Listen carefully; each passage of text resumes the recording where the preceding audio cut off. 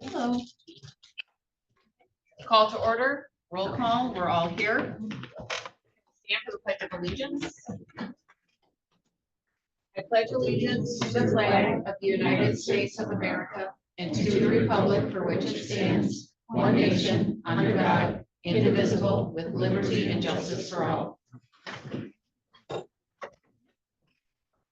Approval of the agenda. We need to remove 8A because Cheryl was. No, actually leave it on there Oh, because I have an update, so I can talk about it. good. Okay. It'll just be me talking about it instead of Cheryl. Okay, fine. Then that's all I have unless somebody else has something that needs to be. Need a motion. No, we don't. We just need to accept it, if that's okay. Good. Approval of agenda as is, and we'll be getting the report from. We need a motion. Do we have a motion? Yes. Second? No. Second. We have a motion and a second to accept the agenda as is. Any discussion? Hearing none, all in favor say yes. Yes. Opposed? Motion passes. Approval of the minutes from June 26th.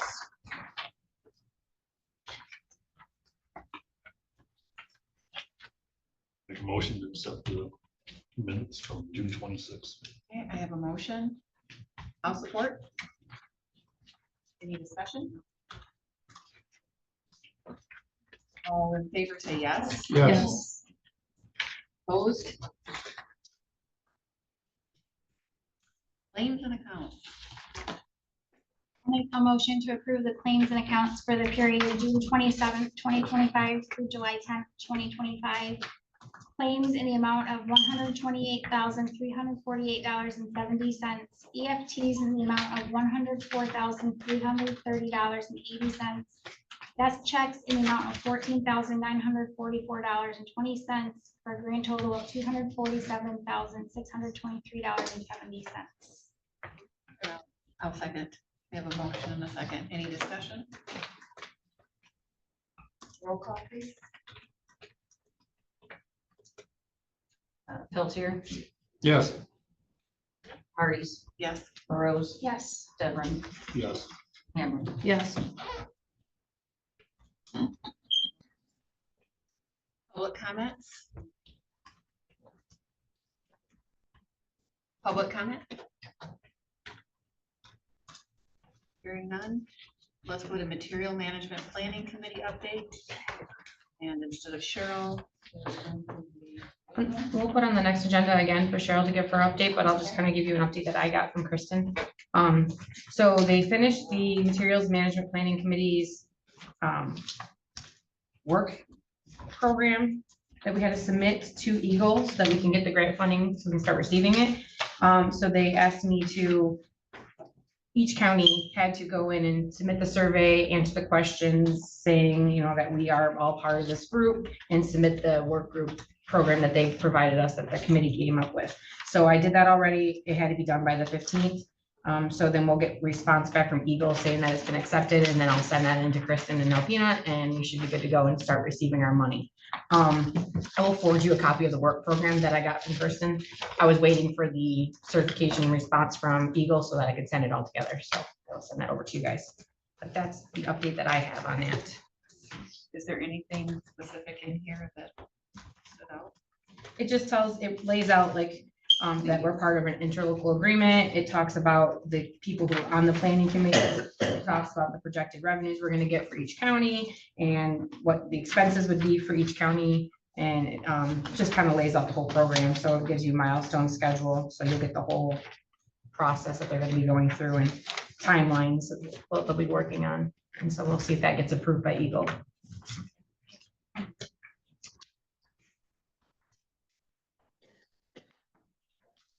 They given us projected revenues before this, or is this? Yeah, they have.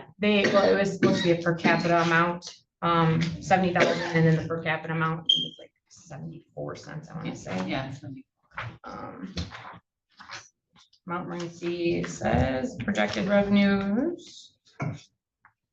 24-25, 74,577. So we'll receive that amount for the first 3 years and then 70,000 for the next 2 years after that.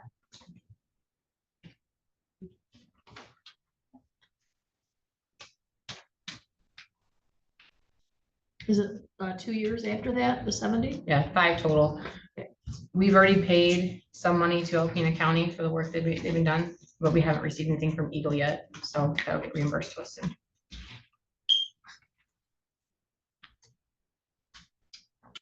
Regional Land Bank presentation, Joseph Rivet. I don't see his name on here. I have a guest and an iPhone. Did you talk to Bill today?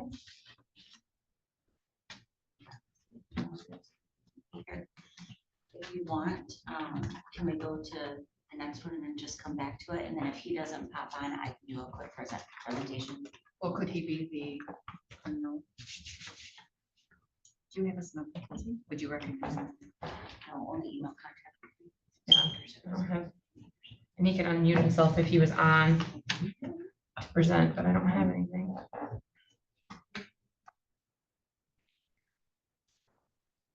If you wanna wait and go to the next thing. Okay. The next thing we have is that resolution. So we received from other counties a resolution to support Amtrak service from Flint to Mackinac City. They're asking us to support this and send it on so they can start the project. I can read the resolution to you guys. Whereas the citizens of Northern Michigan do not have reliable transportation to transport Northern Michigan residents and visitors to Flint in a timely fashion to connect to Amtrak's Blue Water train to Chicago that departs at 7:30 a.m. And whereas a resident of Sheboygan County has requested that an Amtrak train depart from Flint to Mackinac City in the late afternoon and return from Mackinac City to Flint in the early morning so the train can get to Chicago before 10 a.m. Where a traveler can connect to all trains out of that station. And whereas bringing the passenger rail back to Northern Michigan would not only assist all residents with reliable transportation to Flint, Detroit, Chicago, and beyond, it would benefit economic development. And whereas we appreciate your attention to this critical matter and your continued commitment to the people of Northern Michigan. We thank you for your leadership and we look forward to your prompt consideration of this request. Now therefore be it resolved on behalf of the County Montmorency Board of Commissioners, we respectfully urge you to consider bringing back passenger rail to Northern Michigan and revive the glory days of old with the Detroit and Mackinac Railroad. And further be it resolved that this resolution be forwarded to all state and federal Michigan lawmakers, as well as the Michigan Association of Railroad Passengers. And that is it. That's the resolution. And I do have a little background on it. Mary reached out to Lewis is online. It said, Commissioner Hardee's, the service would go from Chicago to Mackinac City via Flint. Your nearest stops would be Alpena, Onaway, or Gaylord. The service would be funded by federal state funds. No local money would be required. This would revert abandoned rail line from Alpena to Mackinac City, from trails to rails with trails. This service would bring economic development and tourist dollars to all Northern Michigan counties and give Northern Michigan residents access to the National Transportation Network for vacation and educational opportunities and quality healthcare services and employment opportunities. Currently, only access is flying out of Alpena. Service would be on Amtrak equipment. As far as safety, Amtrak has its own PD that would have primary office jurisdiction. Amtrak is a good neighbor business. There would be 3 train sets, a locomotive, a business class cafe car, and a coach, which has the potential for 100 passengers each trip from Chicago, which would be a once a day. Service could begin within 9 months if MDOT would allow it. Each county in Northern Michigan needs to be united on this and pass concurrent resolution from the one I sent earlier.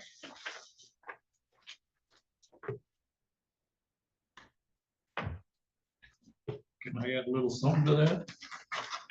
Do we want to?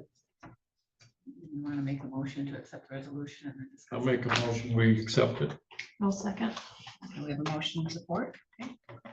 I stopped at the mill in Hillman and they have about a 3 or 4 inch thick file on the railroad and the railroad tracks.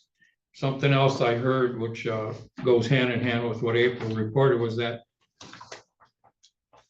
I've been looking for tracks coming from Alpena to Hillman and or even through Atlanta to Gaylord, and I couldn't find any. But when I dug up the archives at the mill. In 1909, they ran a rail to Hillman. They wanted to come into Atlanta and then into Gaylord, but there was a gentleman who had a bus service from Gaylord to Hillman, and he didn't want to lose his contract, so the railroad stopped in Hillman. And obviously, the first thing they started hauling was lumber. And then the gentleman who was hauling the mail with his car kept getting stuck or didn't haul on every single day, so the railroad picked up the mail. The next big thing was livestock, and then from livestock, they went to passenger trains. So a lot of the 1936, they stopped from Alpena at Hillman. And the tracks have been given up. The bed is still there, but a lot of these are now walking paths, snowmobile trails.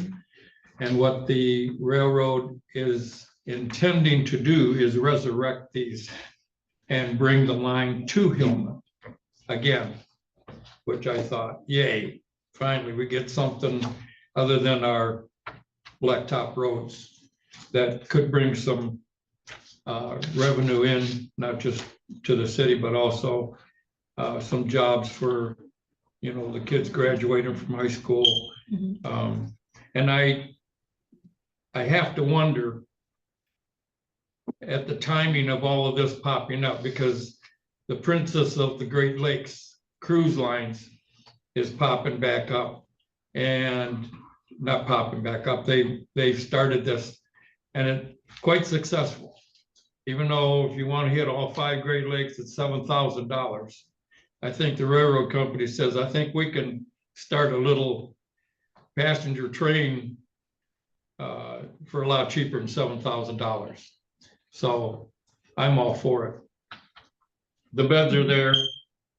You know, if they resurrect them and they start this, I'm all for it.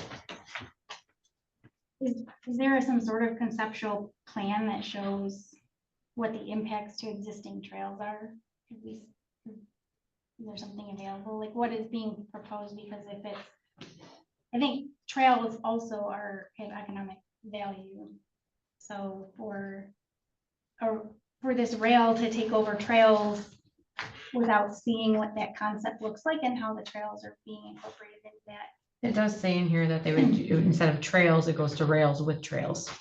So I don't think they're taking away Yeah, or adding to. I just don't understand, like, if this is gonna be ready in 9 months, is there, how is there not a concept or something?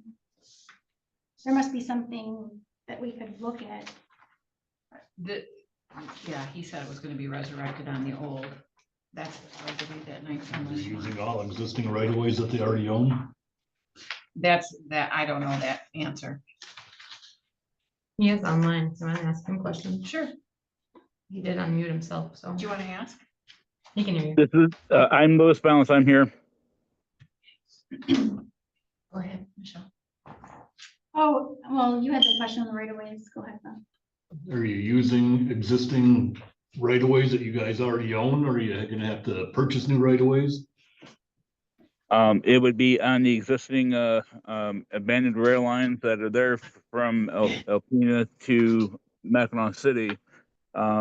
It does go from Alpena through into over by Onaway, goes up into Sheboygan, and then up the 23 corridor to Mackinac City. And there would be a back end stub to Rogers City to pick up the Rogers City passengers from just between Alpena and Onaway. So it would be on the existing rail trail that is there. It would be shared.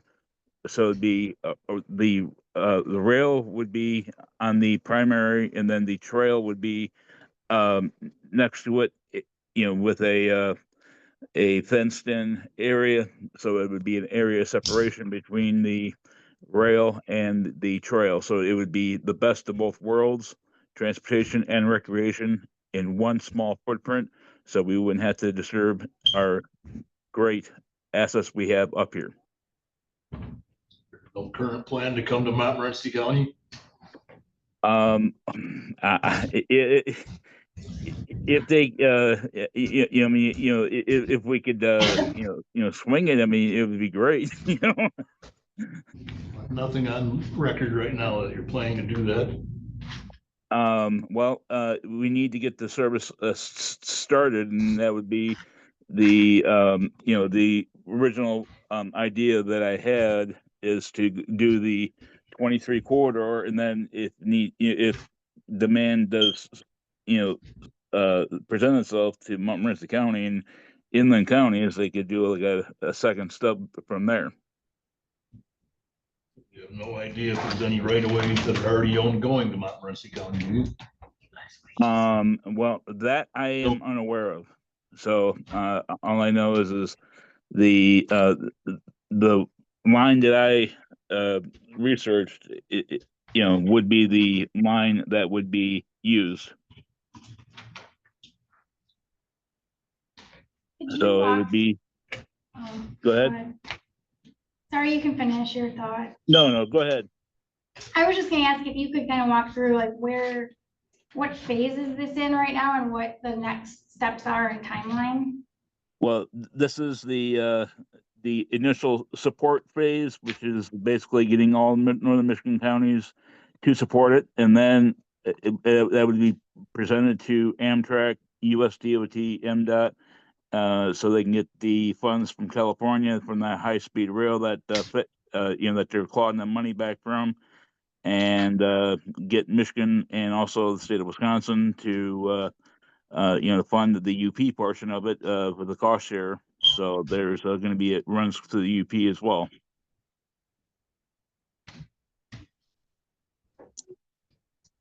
So could you explain what that 9-month time frame is that was referenced? That may be ambitious, but the 9 months is the time frame for once everything gets gets stamped. 9 months could be the time when the service could start up, because it takes they can do 10 miles of track in one day.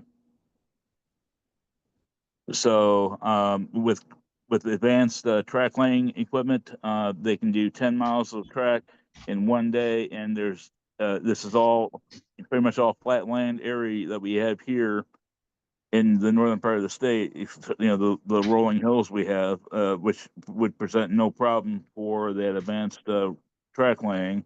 So that 90 miles from Alpena to Mackinac City could theoretically be done in less than 2 weeks. So less grade crossings and the bridge rehabilitations. So that would be done in conjunction with that.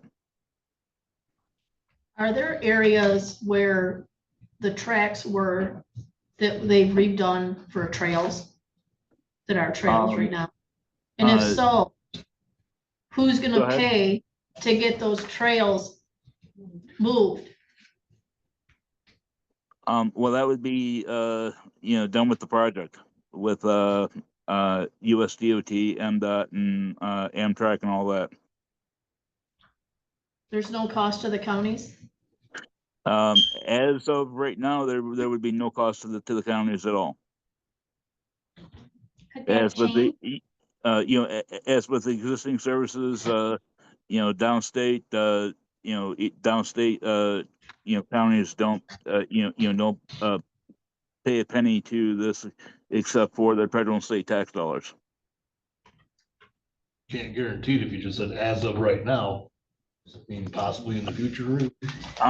Well, the only thing I could foresee if there was like a local caretaker of it, which could be, say like the city of Atlanta, if it were to come to Atlanta,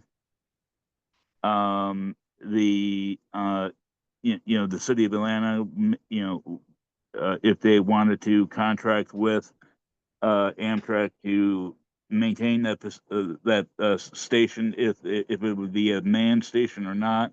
It could be just a simple you know, platform with like a bus shelter type deal. Which a lot of the stations are like that now. They're not really, a grandiose facility. You know, a lot of them now are, a bus shelter, a platform. You get on and off. They have a place for the ADA lift to get people off on and off the trains, and that's about it. So I don't foresee any cost coming locally to Montmorency County. Just your federal and state tax dollars, which would be going to fund passenger rail in northern Michigan rather than have it go to a train to nowhere in California. And that's the goal, is to bring money back to northern Michigan. I would take it, right?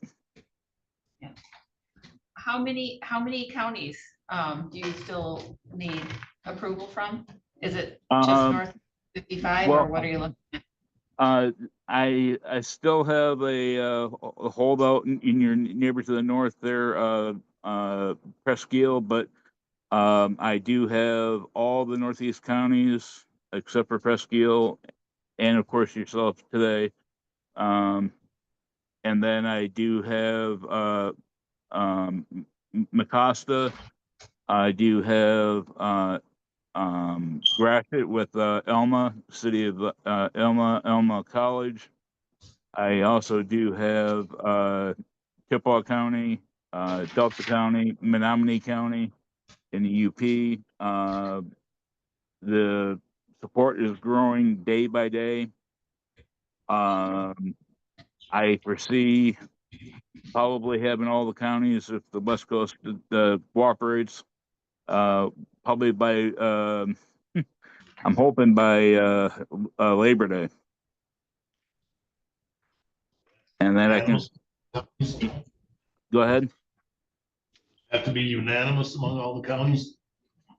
Well, I would love to have it be unanimous so we can, stand in unison, to make it an offer they can't refuse. Is there a process for engaging stakeholders like DNR, Eagle, emergency managers? I don't know if road commission would be impacted, the local road commissions. Well, all that would be done, later on in the process. This is just the gathering of the support of all the counties, so we can get this process going further down the line. I guess my question then is like, in what way, like what stakeholders do you envision being involved in what way would this process engage with them? I guess I'm just trying to understand the process and not understanding the whole process, other than I know we're trying to get support right now, but I would like some assurance that steps are taken to involve the right people in the process and planning and all of that. Of course, I mean, eventually down the line, anyone and everyone that wants to, have input in it and all that, that's, there's no problem with that. So, emergency managers can, have their input, state police, county sheriffs, local city cops, county governments can all have a say in it. That I have no problem with that at all.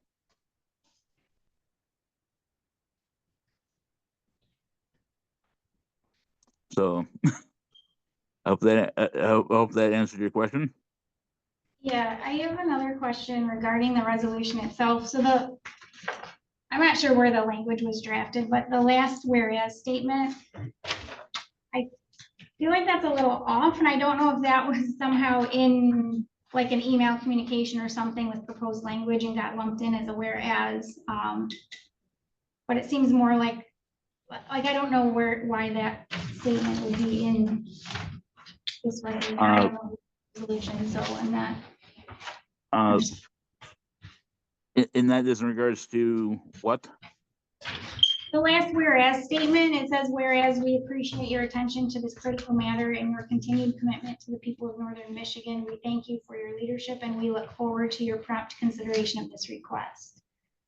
Okay, so what's your concern about it?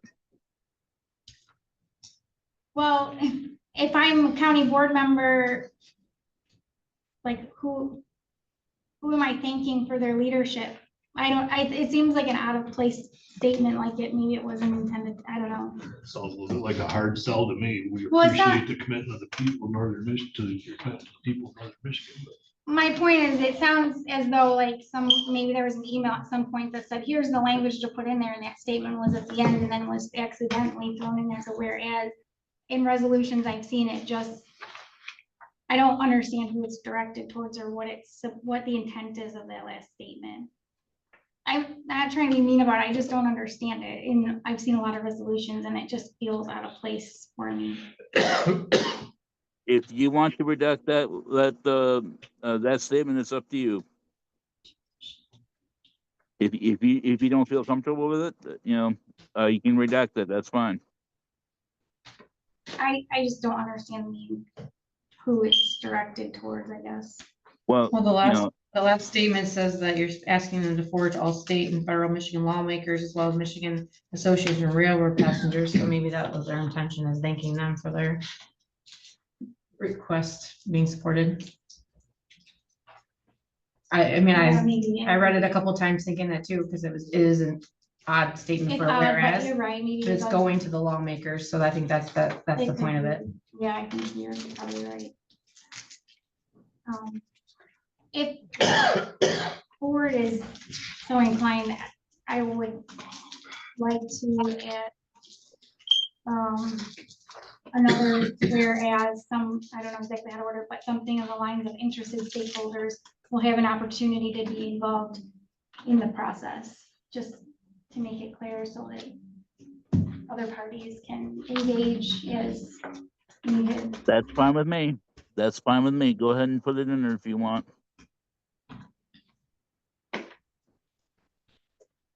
I don't know how you guys feel about that, but I think it's just important to include. Yep. Go ahead and put it in there. That's fine. Another question I have on the resolution. So it says, the second whereas says a resident of Sheboygan County has requested that an Amtrak train depart from Flint to Mackinac City in the late afternoon and return from Mackinac City to Flint in the early morning so the train can get to Chicago before 10, where a traveler can connect to all trains out of that station. Is there more to this? I mean, that what's the background on that, I guess, a little bit to understand, because that's a very specific. Okay, the resident of Sheboygan County is me. Louis Oh, Fountain. okay. Yes. And the timing of the trains is the time that it departs out of Flint to go to Chicago is at 7:30. The time that it would arrive back into Flint would be 10 o'clock at night, be up to Northern Michigan by about 11:12, get back down to Flint for 6 o'clock in the morning, so we can get the train to Chicago, so everyone can make their connections in Chicago by 10 o'clock.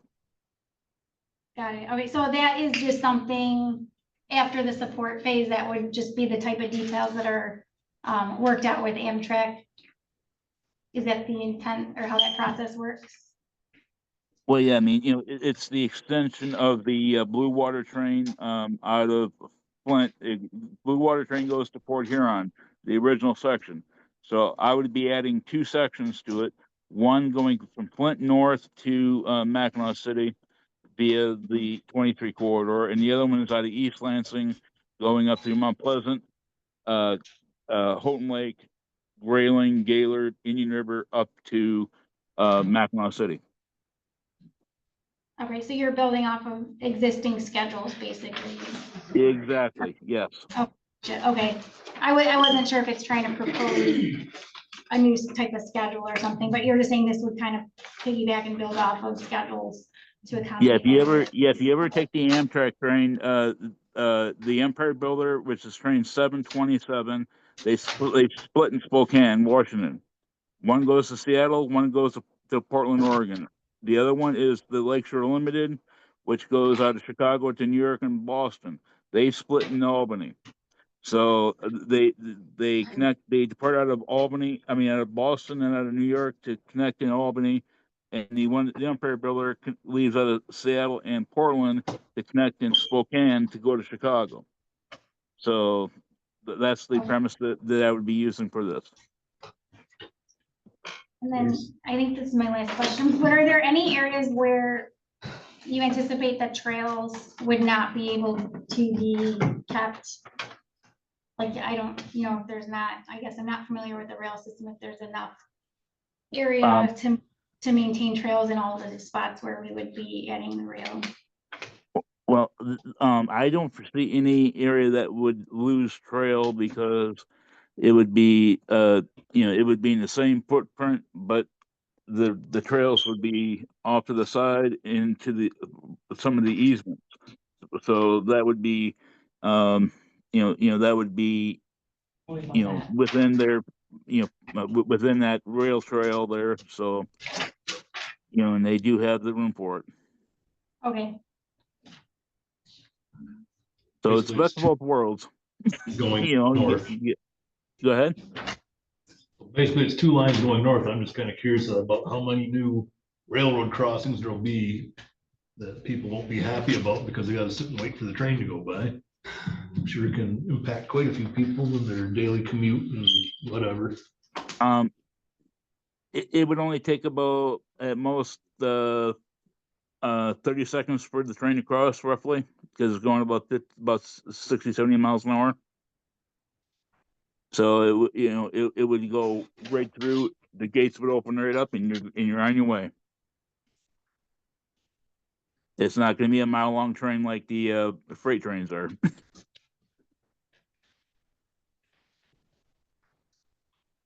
So it's not going to be hardly any impact for the traveling public, really.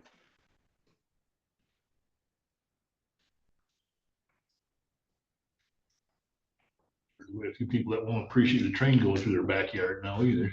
But there'll be a lot appreciating the trail back and forth downstate. Most of the train tracks that are being utilized are already Yeah. freight trains going through, so it's not, They're a lot faster than, yeah. And quieter, I think. yeah, they are. Thank you. No problem. I thank you, and thank you for your support, hopefully. We have a motion and support. I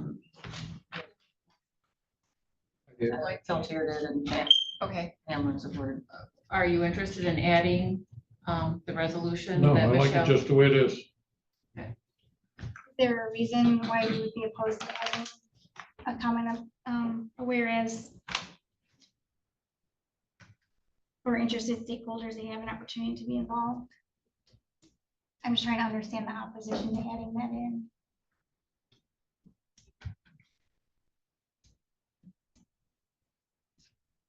I like it just the way it is.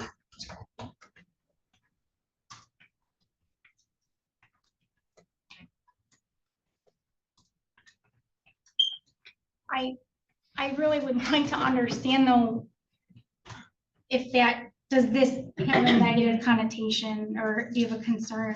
Just say it again, because I heard you. So whereas interested stakeholders will have an opportunity to be involved in the process.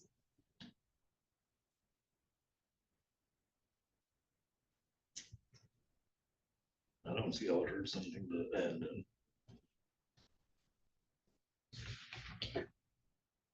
I would feel more comfortable adding it in to approve this, but I also, I think there is Very good early on, for this.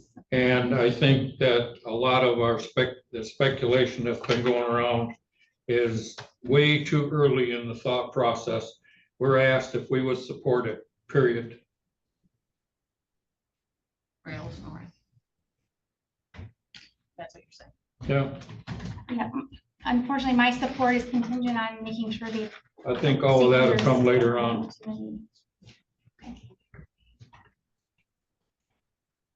It could. Any other discussion?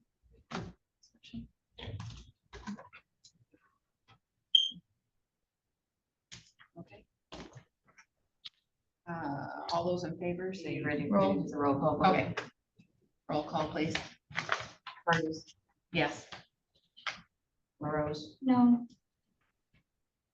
Everett, No, Hamlin, Yes, Peltier. Yes, Resolution passes. you want me to just go? Thank you very much. Thank you. And it looks like our presenter, is still not online. So we will go to the next resolution. I have another iPhone. I know Charlotte renamed herself, so it's not that one, but I have another guest and I have iPhone 2 and a Samsung. So I don't know if any of those individuals are Mr. Rivet. If you are, you can unmute yourself.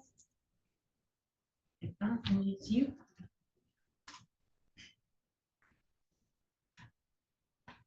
Oh, I was unmuted. You want me to go right now? Sure. Okay. So I talked to you guys a little bit that we had had meetings with NEMCOG about a regional consortium. They had this idea for land banks. And I was hoping that Mr. Rivet would be on the Zoom today because he's going to put together a presentation to explain to the board members what a land bank is and a brownfield authority is. Probably the best thing that I can do without completely butchering it is just give you copies of what they have provided for me. And I apologize, I didn't do that ahead of time, but I thought he was gonna be here giving the presentation. But again, I talked about it a little bit about a month ago. So what they're looking at right now is a huge gap in the state of Michigan with land banks, and we happen to fall right in it. Because we're a small county, there's a lot of advantages to a land bank and a brownfield. But the disadvantage for Montmorency County is that we don't have staff to do it. We don't have the experts in all of the grant funding and stuff like that. So that's why NEMCOG has brought up this idea, and they're working with Michigan Land Bank, the state land bank, to create what they're calling a regional consortium. So just some of the questions that I have asked is, because just from talking about it a little bit at a board meeting, people have came up to me and asked. And the biggest concern is, if we have a land bank here in Montmorency County and we have these properties, are we letting someone else tell us what to do with them? And that's a big misconception. So right now, how it's looking like it's going to form is, if Montmorency County wanted to do a land bank and a brownfield authority, we would create our own. My idea would be a 7-member board for that. what is a brownfield? So brownfield used to be like for, the main idea with it is like for contaminated sites and Okay. stuff like that. But now brownfield is really expanded into not just contaminated sites, but blight. So the way that they've explained it to me is, brownfield is the money side and land bank is the land part of it. And you kind of need both, because when you have properties in a land bank and you want to get developers in, they also need that brownfield side of it for money, for grant money and stuff. So it's kind of, they go hand in hand now. Plus, some laws have changed too, to where the two can intermingle with certain projects. So we would create a land bank and a brownfield authority here in Montmorency County. The suggestion, and I agree with it, is a 5 to 7-member board. I'd like to see a 7-member board. And it's something that myself and you guys would kind of talk about who we wanted on it. But my idea, and it's law that I have to be on it as the county treasurer. I don't have to be chairperson. But other than that, that leaves 6 other spots open. So my idea would be to get some township involvement, because we want to know their master plans that they have going on, their local zoning. Maybe a local construction that knows that side of Be it. good for housing. Right. Apartments. It's We need huge, it, and yeah. honestly, that's the only way that we're gonna get that stuff Yeah. done here. Just a wide variety. We have so many experts in Montmorency County and educated people in Montmorency County that can sit on this board. So we would make this board and then we would fund our land bank with properties. That I've researched what the county currently owns, and we don't have a lot of hot subjects. We don't have a lot of great parcels to go off of, but it's something that is very slow too. So another misconception too is that all of the foreclosed properties go into the land bank. That is not the truth. It would be the option for the treasurer could offer those foreclosed properties to the land bank. But most of them, what does the land bank want with private residents that we can get the taxes paid and all these other things too? So If there was the auction, like what they have it what in the spring or whatever, in August. yeah, in August, and things don't sell, Mhm. then do we have the choice to do with what we want? So How there's do we first do right of that? refusal for township and county, but sometimes like, I'm trying to use like a good example, but say there's a 10-acre lot that goes up for foreclosure and it's right smack dab in a subdivision. Land bank is probably gonna want that.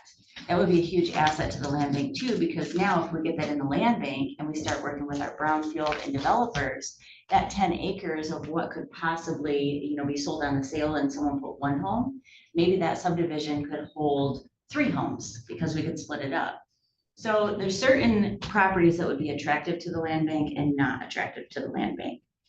And the whole goal of the land bank too, is to get these properties, rehab them into what that township, that zoning sees in their master plan, get it back on the tax roll, increase the assessed values around, and just kind of clean up these blighted areas too. So I've been talking a lot with Mike Sukent from Albert Township. He was really involved in Genesee County. And I said, Mike, this is Montmorency County. This is not Genesee County, and he understands that, but he's been helpful. So if we created this here, we would have to do a resolution forming a land bank and brownfield authority. At that point, then we would have to do a local, interlocal agreement between the county and the state. It's a big web, I'm telling you. It's us and the state, and then the consortium and the state, and then us and the consortium. So this is not, even if we signed a resolution tonight, this is not something that's gonna happen in the next year and a half. This is a 2 to 3 year project. And how would we get money, by grants? Yep, through the brownfield. Okay. There's so much more that goes into it too. What is brownfield? Are they a banking consortium? No, it's just it's an authority is what it is. Brownfield is a kind of like a granting hub. So if you are a designated brownfield, then you can apply for certain grants. Just like there's certain grants out there that you have to be low income to apply for, or you have to be county government to apply for.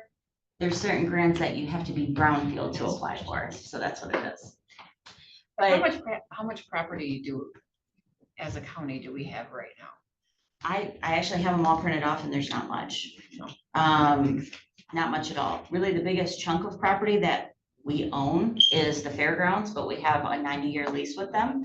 So other than that, not much.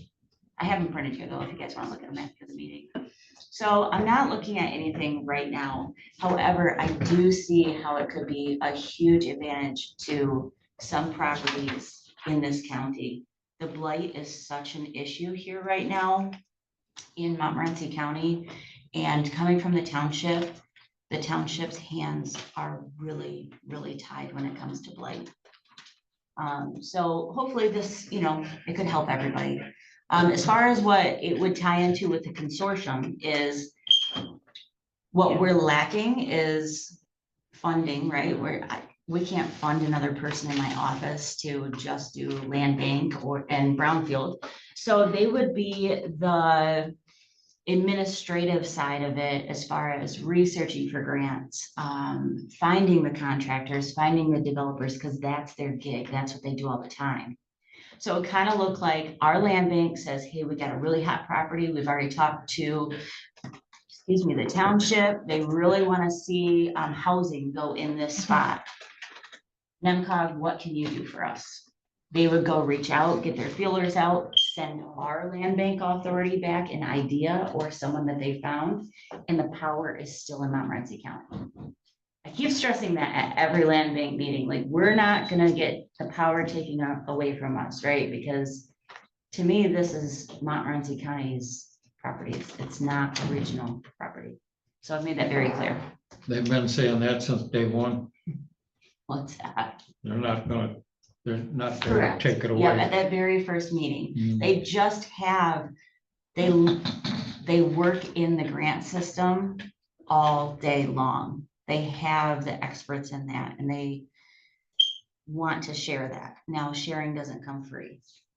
So I said, what's in it for you guys? There's gotta be something, because not only Montmorency County can't start a land bank with nothing in it and no money, and then expect you guys expecting us to pay for your services, because it's not gonna happen. So NEMCOG has been doing their own research, and they have found enough funding that if this goes through their grants, they can be funded for their administrative services for up to 5 years.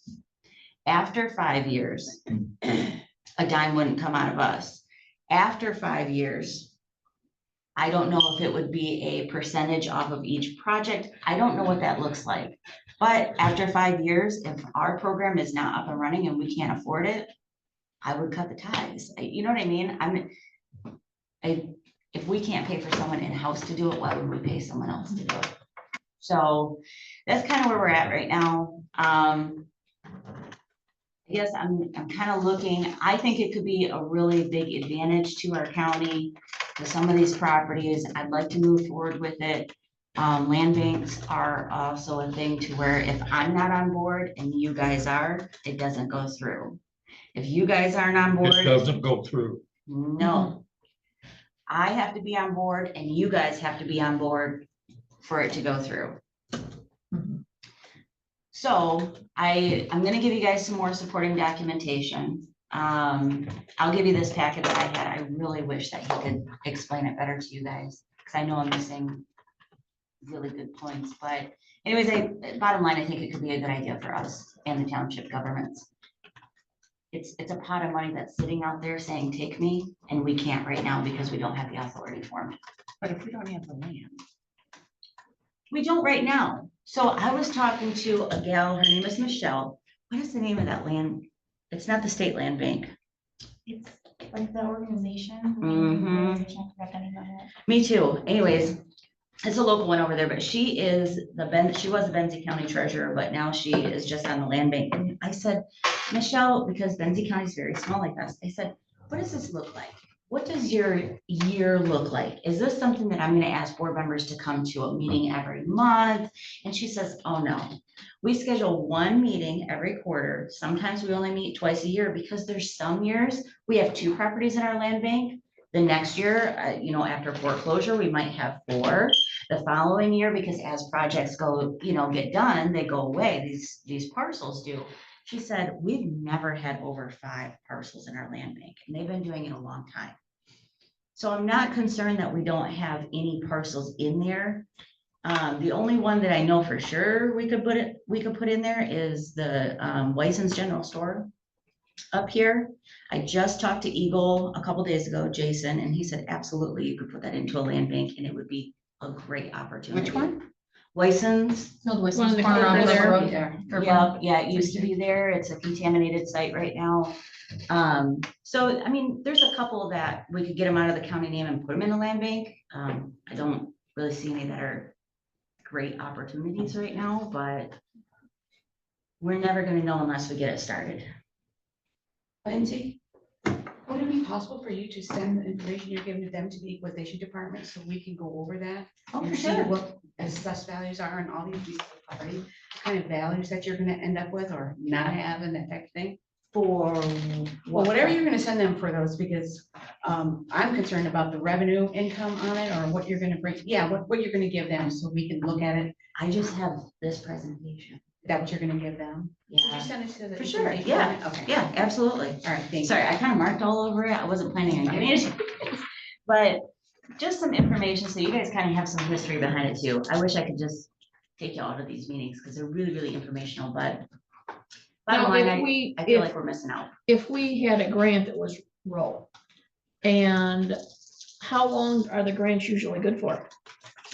I Depend on what grant it is, or, don't know that. because say if it's, let's say for 2 years, So I do and we know. don't use it in 2 years, then we lose it. Yeah, so we in particular would not be getting the grant.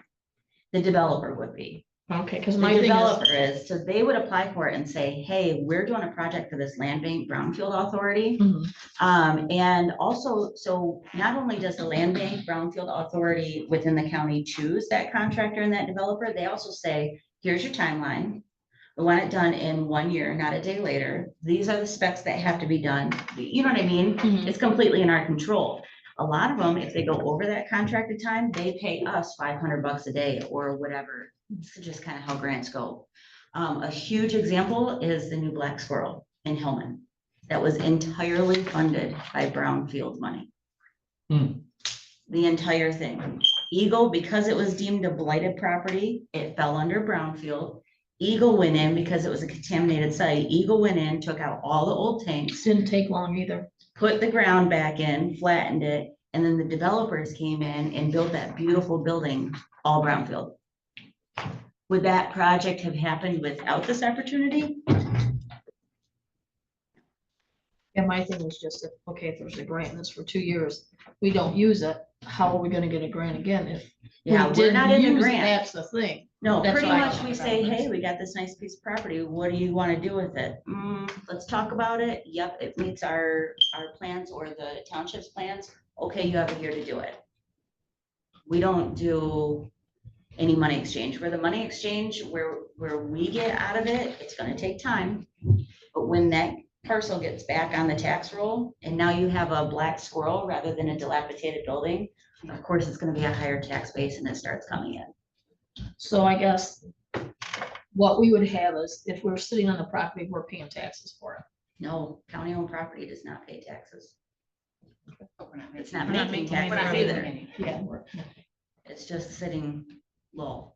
So if we were able to do that with the Black Squirrel and we're not in a land bank, how couldn't we? How did they do The that? village of Hillman has a land bank.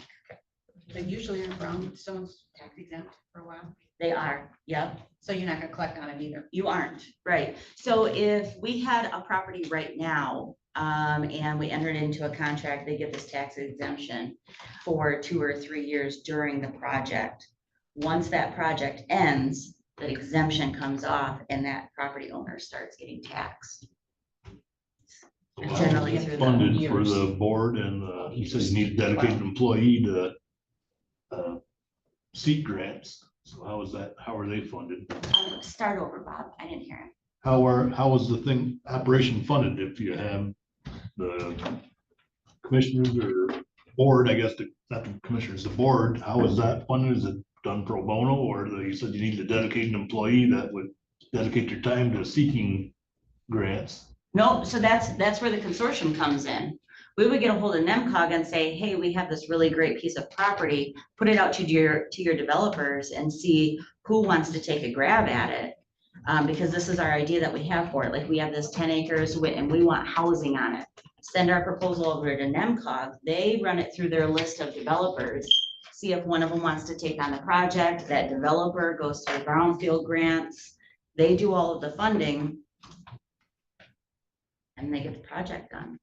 County itself doesn't need a No, dedicated employee to seek out grants. My No. question is, if to get the property in the land bank, that means that the property would have to be foreclosed from people.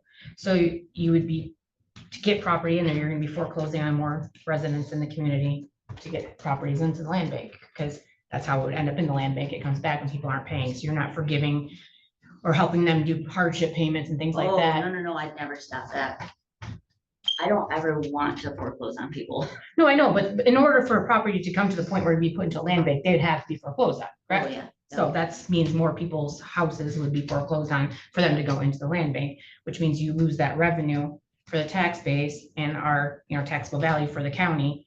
And then it goes into this project, the brownfield development, and then it's now restricted to be taxed for whatever that timeline is. I know it's more than a couple years. How Um, many? 12 years? It can go up to 12 years. Up to 12. They can restrict. up So to then 12 you, years. yeah, so then you wouldn't collect tax on that property for up to 12 years. So you lost revenue, and every piece of property you put into that land bank, you're taking your taxable value revenue away from your county.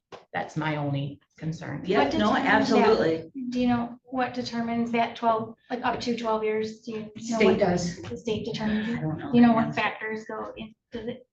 No, it's just they have these different tax exemptions, like when she said the brownstone, they have renovations for residential. Those are all different residential neighborhood things, all kinds of tax exempt properties. So yeah, they have to file a form, and sometimes they can be re-upped, so. Why do they wait so long? Why do they, do you know why they make them wait 12 years? I think For a whole- That's yeah, it's absolutely. Property and build. Yep, it's an incentive for them to come in and build, go through this grant process. They give them enough time. Yeah, and I don't know, I know that it is up to 12 years, that number is sticking in my head, but how they figure it, I don't know. I wish he was here, 'cause I just don't know that stuff. That is their incentive, there is no taxes during this set period of time, but also if the county owns it, there's not gonna be any taxes. And I guess I wanna let you guys know too, I mean, it would be a board of 7 people, but like right now I have 9 pieces of foreclosure. If we can sell them at the sale, they need to go. I would never encourage that 7-person board to take something out of the foreclosure just because it would be great for land bank. To me, what is left over from the foreclosure sale is what the land bank should look at. Now, that's gonna be a lot longer process. You're probably only gonna have 1 this year, maybe 2 this year. Do we know what Maybe the 2 this average year. is, or does it just vary from year to year? It does, it varies every year. I don't know if there's, I guess that like 3 or But 4 like this years. year, there's nothing in there that the land bank would even want. So I hope it all goes and sells, but I would never prioritize, I guess is what I'm saying. I would never not do a hardship or hope that this fancy piece of property gets in there just so that the land bank could get their hands on it. But a lot of that too is finding the right board members to sit on that board that have that same idea. But I don't know. I guess I'm not asking for a hard yes or a hard no. I just, Another piece of the puzzle that kind of just came through last minute from NEMCOG, and I think you all received the email too, is right now they're trying to eliminate the US Department of Commerce Economic Development Administration in the fiscal 26 budget. And that's $695 million, or sorry, $595 million that goes to that right now. And NEMCOG is requesting us to put a support letter out supporting that money to stay there. And of that 595 million that goes to the EDA, 100 million of that is partnership planning grants. So that is those grants. So those might be It's going all- away. Yeah. right. Yeah, I don't know. Right now, I just feel like it's a good opportunity because there's an opportunity for a consortium. I don't want to rush into anything. As far as putting pieces of property into the land bank, anything like that, but I feel like we're never gonna know how it can be something if we don't start it. If we start a land bank brownfield authority and that board meets once a year for the next 3 years and we do nothing with it, okay. So what is the consortium asking? They want, The consortium they brought this idea together to say, there's only 2 in the region, 2 counties right now that have land banks, and there's like 7 or 9 or 11 or something that aren't. And it's a huge need up here because what does everybody want? They always want economic development and housing. Well, this is one way to do it. So they said, let's try this consortium. And they invited all of us counties to just start talking about it. So originally started when Doug Baum came to me and talked to me, and I brought it to you guys and told you that he was looking into getting, because he handles NEMCOG, handles all these counties. It was a way to take the treasurer from each of these counties and probably, another board member or somebody onto this consortium. So basically you're combining all these counties together to work with a consortium.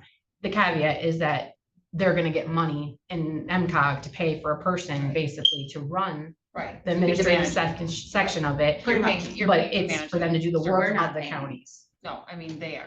Yeah. So Alpena has a land bank. And who else? It was a Emmett smaller County county. does. Who? I know Emmett Oh, County, yeah, Mary Emmett Mitchell, was. she's really involved with hers. Charlotte? I don't know. There was a whole lot of us there that did not. And I'd have like that. more information on that.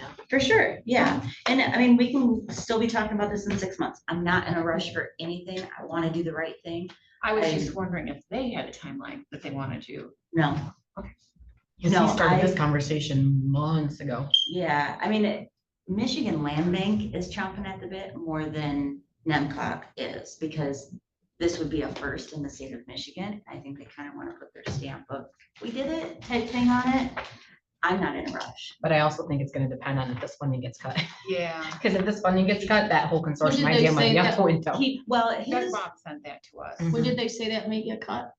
Did they say? Except for the fiscal 26 budget, that it's possibly getting cut. And Yeah. that's on my report could tonight to talk change. about, is Yep. requesting a support letter for that. that could definitely change the tune of what this looks like. I know Mhm. that his funding was from multiple different organizations. I know one of them was MISHDA.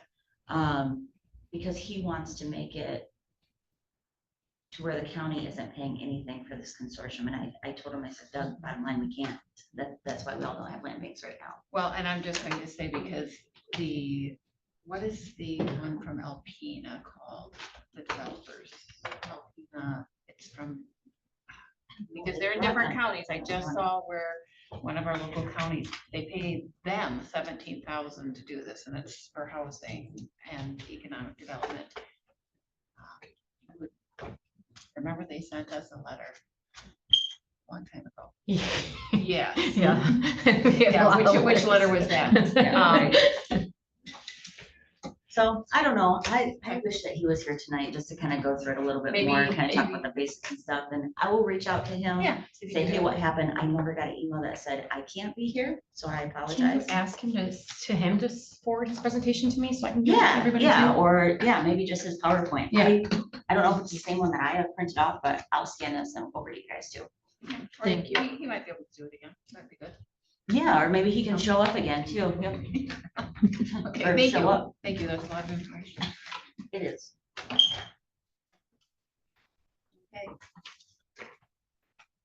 The resolution 2025-07, and that was for opposing the Michigan DHHS plan to implement a competitive procurement process for prepaid inpatient health plans.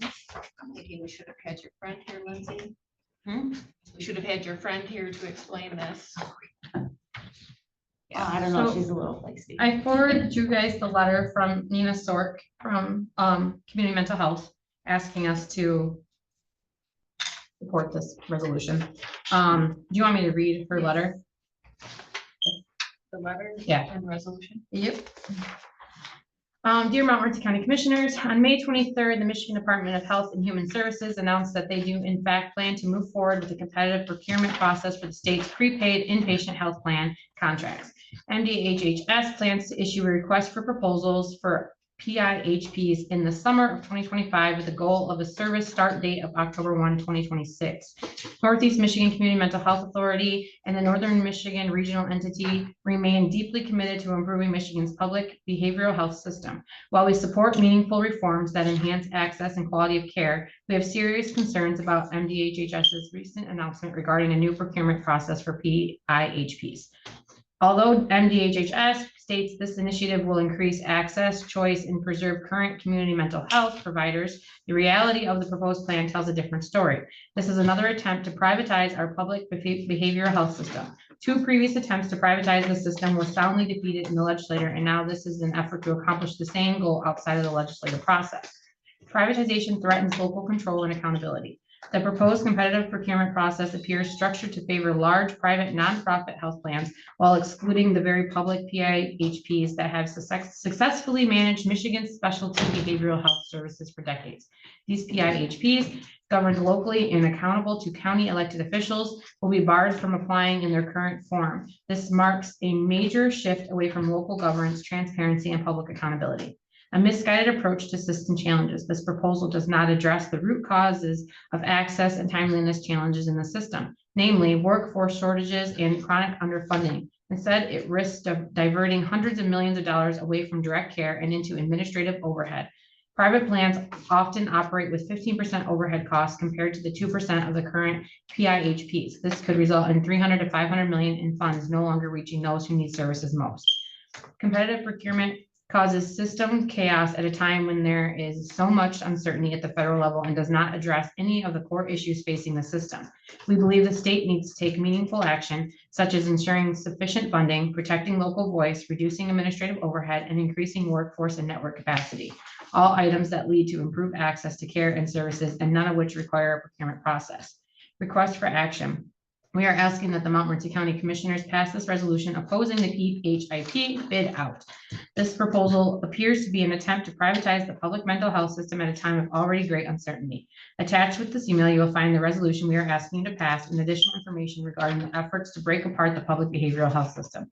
Only a publicly managed system protects local input. Privatization removes people's power, shifting care decisions to out-of-state boards with no direct ties to Michigan communities. Thank you for your time and attention to this matter, and I would be more than glad to meet with you to provide more information and answer any questions you may have. Respectfully, Nina Stork. And then the resolution. Whereas the state of Michigan currently operates a publicly managed and community-based system for the delivery of specialty behavioral health services through 10 prepaid inpatient health plans, which are responsible for managing Medicaid, mental health, developmental disability, and substance use disorder services. And whereas the current PIHP system has consistently demonstrated value, local accountability, and community engagement while successfully managing costs and improving health outcomes for vulnerable populations. And whereas the Michigan Department of Health and Human Services recently announced plans to initiate a competitive procurement process for the management of PIHP functions, which may open the door to private nonprofit health plans or managed care organizations assuming control over behavioral health services. And whereas such privatization could disrupt longstanding relationships between local mental health authorities, providers, and the communities they serve, and jeopardize the person-centered, recovery-oriented approach that has been cultivated under the public system. And whereas many stakeholders, including individuals receiving services, advocates, local officials, and providers have expressed significant concerns about the potential impact of the competitive procurement process on care quality, access, local control, and transparency. And whereas counties across Michigan have historically played a vital role in the governance, funding, and oversight of the public behavioral health system, and any change to that structure without meaningful county input undermines the principle of local governance. And whereas maintaining a publicly accountable and locally governed behavioral health system is essential to ensuring that individuals with mental health and substance use needs receive timely, appropriate, and high-quality care. Now therefore be resolved that the County Montmorency Board of Commissioners formally opposes the Michigan Department of Health and Human Services plan to implement a competitive procurement process for prepaid inpatient health plans. And be it further resolved that the board urges Governor Whitmer, Michigan Department of Health and Human Services, and the Michigan legislator to halt any plans for privatization and instead work collaboratively with counties, PIHPs, community mental health service programs, service users, and other stakeholders to strengthen and improve the public behavioral health system by only allowing public organizations with experience in managing Michigan's public mental health system to be a part of any bid process should one occur. And be it further resolved that a copy of this resolution be transmitted to Governor Gretchen Whitmer, MDHHS Director Elizabeth Hurdle, members of the Michigan Legislature representing Montmorency, and the Michigan Association of Counties. Oh, that's a lot. I just have one comment on this.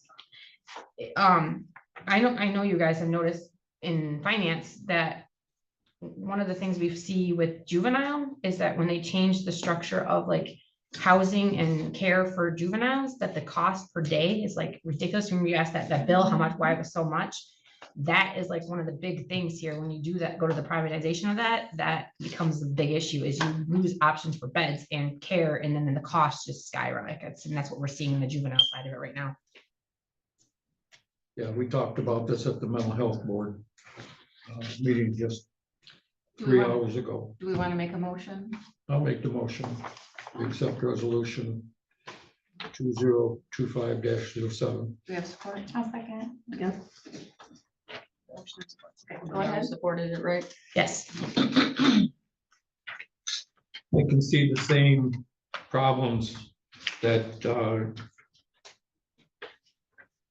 April just mentioned. And a lot more were mentioned. You know, we've got a couple of workers on our board that said this is nothing but bad all the way. So, Yeah, the state or the cost for juveniles to get any kind of care is upwards to $450 a day. Yeah. And then try and find a And place you for can't get them. any beds because they won't take so many, and it's just ridiculous. I mean, Janelle's talked about it yeah, tons about how it's just so difficult for these kids to get care, and that's one of the things. The that's needed. age is a difference too. I mean, if you get them when they're really young, trying to find a place for them because they're so young. Yeah. But then they're getting to the age where they're almost adult, trying to find a place that's Mhm. safe. Yep. And they're just not out there. Is that under the current system or is it because of privatization? And because of privatization, we did with the. And then they juvenile sit side of it. at like hospitals and sit, and you gotta have someone to sit with them. So yeah, they could be sitting there for days before there's a bed open. In the emergency room. Yeah.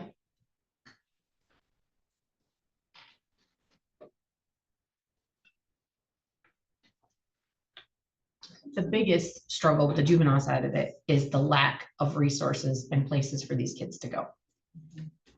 They have to go Because south. they don't have anything around us, so we have to send them other places, and that's when they skyrocket the cost for us.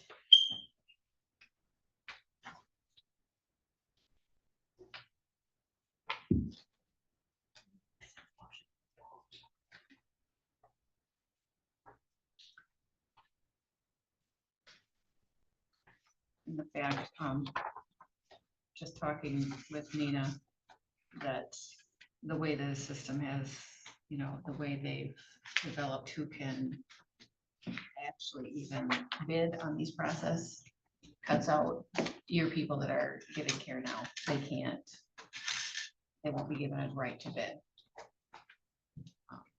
And it's bypassing the legislature, and we have a Michigan mental health code that would bypass.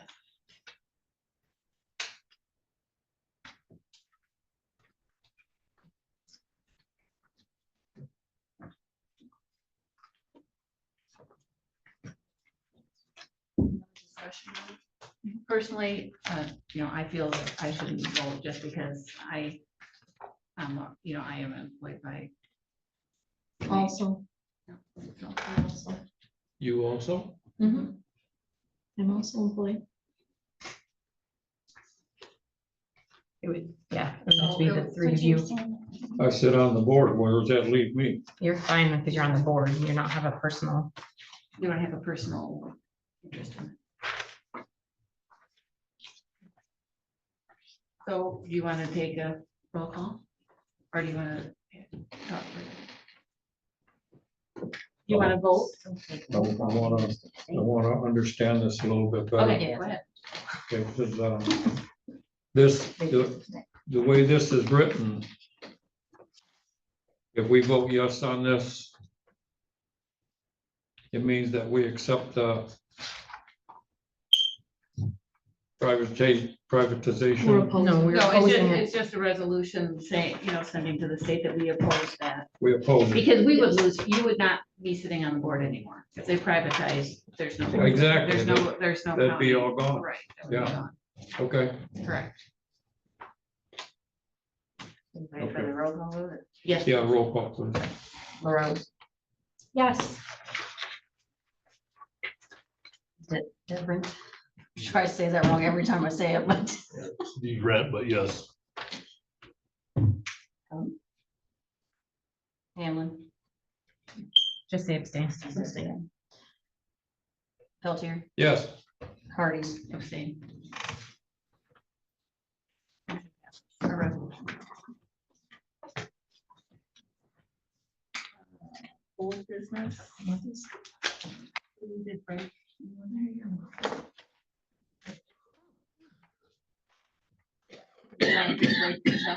What? Do you need a break? No, I'm fine. Review of approved updated policies.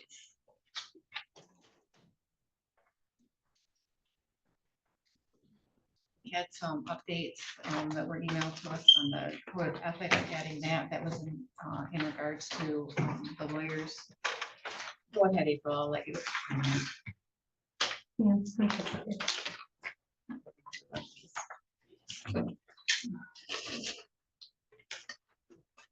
I gave you guys, last meeting, did I give it to you last meeting? Yes, I think so. Two options for code of ethics for county officials to add in, and then they have a process, for dealing with complaints for you guys to review to see if you like it, or if you wanted to make changes to it.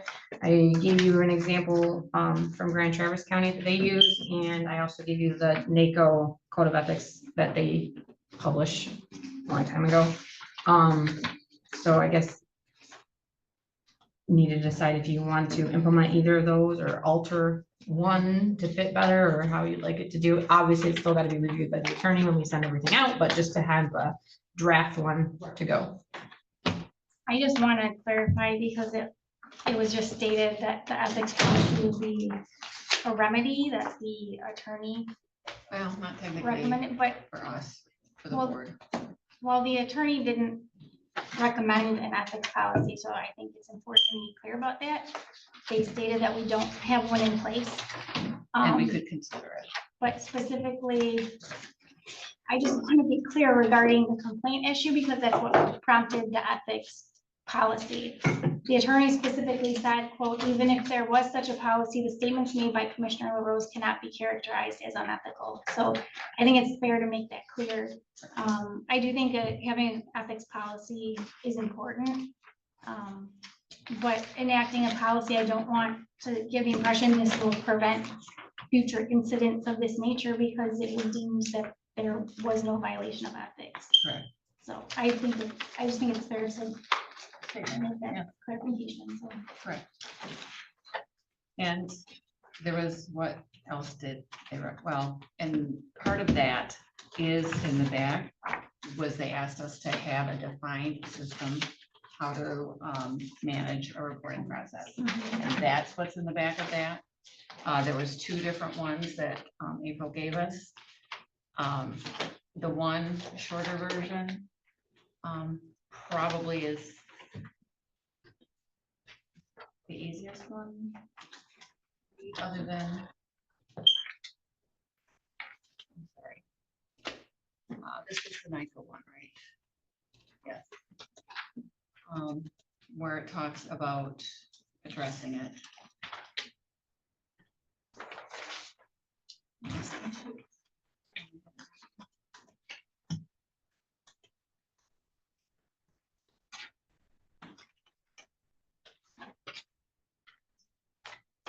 April, maybe this is the one that you just updated, and maybe we should have everybody look at that.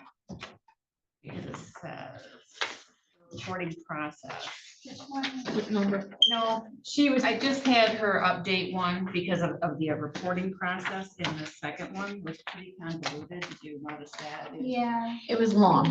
Can we, do you mind if we take a 5-minute break or a 10-minute? Yeah, break, so- make a copy of this Yeah, I can do that. for us to review? Yeah, so it's basically was taking option number 2, the shorter version, and then adding like the reporting process at the bottom of it, like how you would handle a complaint. Okay, so I can print it for you. Yeah, let's take a 10, please. Back up. Would you guys rather have this in email format, or do you want me to just go make copies right now? I'd like to comment. It's hard to see PowerPoints and stuff. I don't know how this is gonna copy, because there's lots of color, but I'll try. I just know some general. Yes, yep, the board rules, yeah. What number are we looking at? So the ethics, 2.6? 2.5, where it has, where it talks about the purpose and all of this. When you got to, when it had asked, when he said part of the remedy for the board for clarification, I shouldn't use remedy, was the fact that we needed to add an investigative procedure would be, was his recommendation. This one, 2 pages worth of all of this. Yeah. Versus the, and I don't think I'm saying that right, NICO one was much more. Resolution's already done, I just need your signature. Oh, goodness. If I'm gonna be here, I might as well do something. Yeah.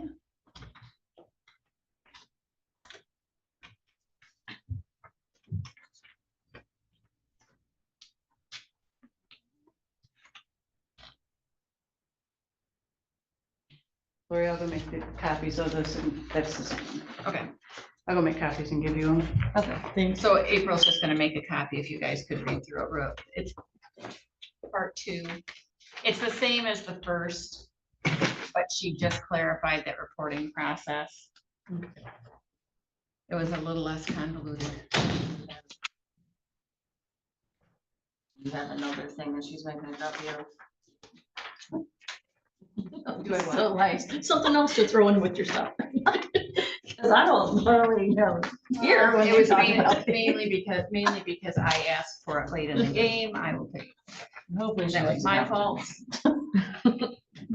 Because I kept reading the other one and was thinking, would I know how this would roll? And the answer is not.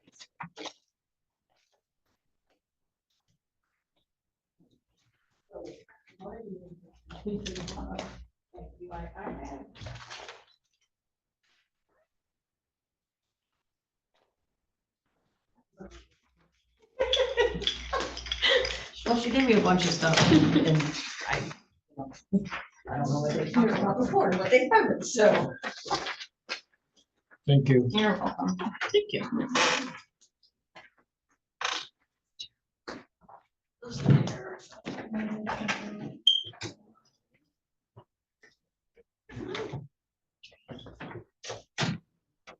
You'll be done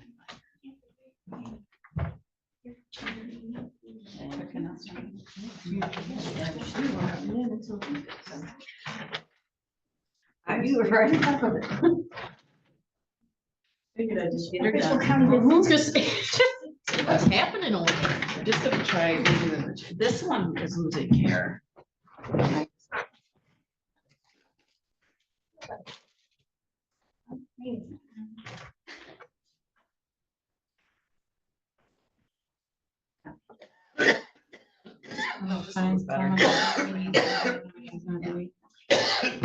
I'll be here for a while, so. I had 2 lozenges. They're not cough drops, but they're.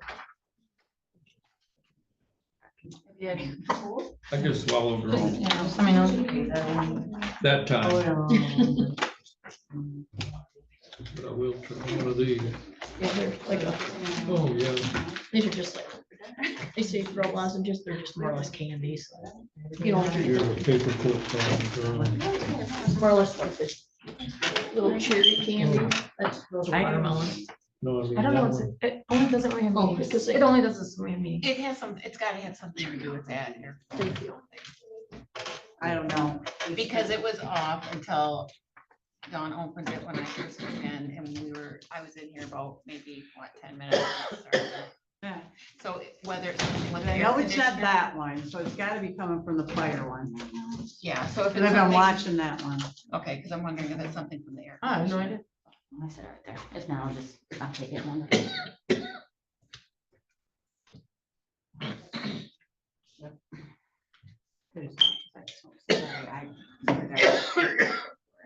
Thank you.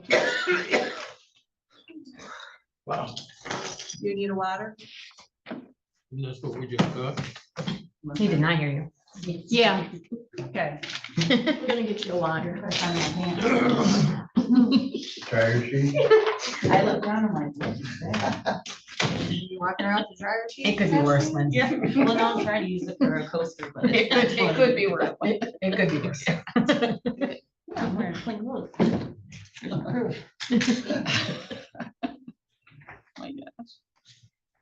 Lindsay, Lloyd, why am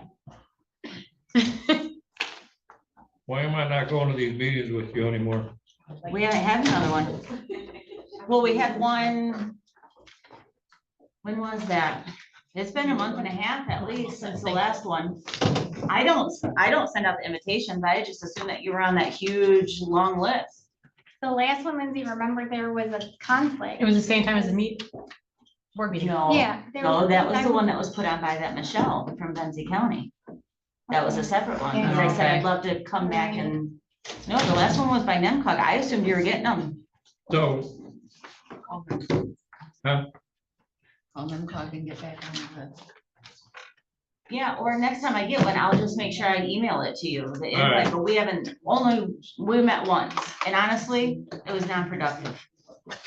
It was, because it was kind of like the same questions were asked as the first one, and no one wants to say yes or no, because no one really knows the whole idea yet. with the Yeah, there isn't consortium. enough information out there yet. Right, right. Yep. But if I do get another invite, I'll just send it to you, All right, so you can know about it.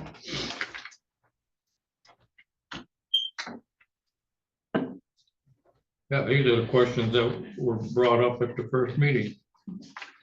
That's where I got it from, yeah.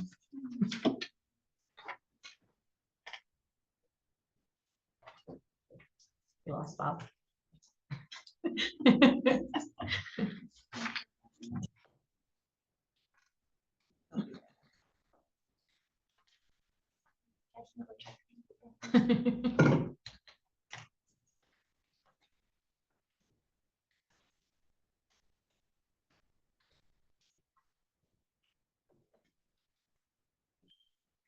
Gotta do something with that chair.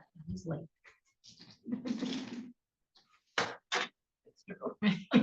He's always keep dumb about it.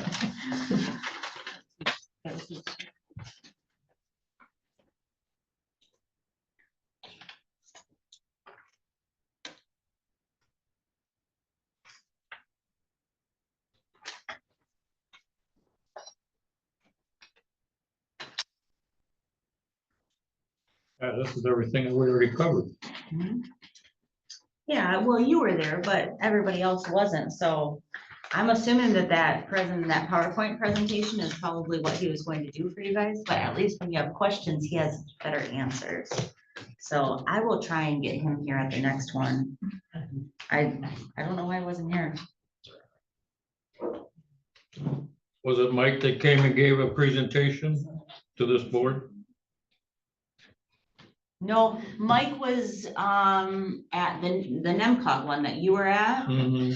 And then the second one that we went to, he wasn't there. He was there on Zoom, but he didn't really even talk that much because he had already kind of pitched it in that first meeting. So he was there for any questions, but honestly, the room just kind of sat silent. Hardly anybody was asking any questions, and there wasn't as much participation at the second one as the first one, but actually, yes, there was. They were on Zoom. There wasn't as many people in the room, I should say, but. Okay, Lori, are you ready? Turn you back on. Back in session. Okay. So we have the two different forms. I don't know, my only question is with this one. Was this the one that this was the one that the attorney sent us? Nope, I thought that was from Grand Traverse County. Oh, this was Grand Traverse. Okay. Because theirs has, not exceeding, have dollar amounts and things like that, and I'm not sure. That we wanted to define all that, so out of the choices that we had, is there one that we feel appropriate for in our policy book?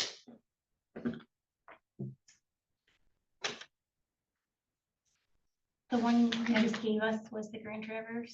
The one I just gave you is the preamble from NACO, National Association of Counties. And then at the bottom of it, it just gives you a process that it kind of stole from Grand Traverse to make it simplified. Right. Because I was looking, option one, if you notice the reporting process and the investigation, procedure versus this option, well, actually, it's Option 3, me? yeah, I don't know where option 2 went. Oh, option 2 was without the reporting process. April just added the reporting process. So the reporting process on option 3. Option 1 is what I kind of, personally, I like the option 3. I like the reporting process. I like the enforcement. I think it's Yeah, I like the option enforcement's the simplified. same, but I don't know how everybody else feels about it. It's simplified. Yeah, it's definitely simplified. Yeah, I like 3. Option 1. And everybody knows what that means. I mean, it's fine.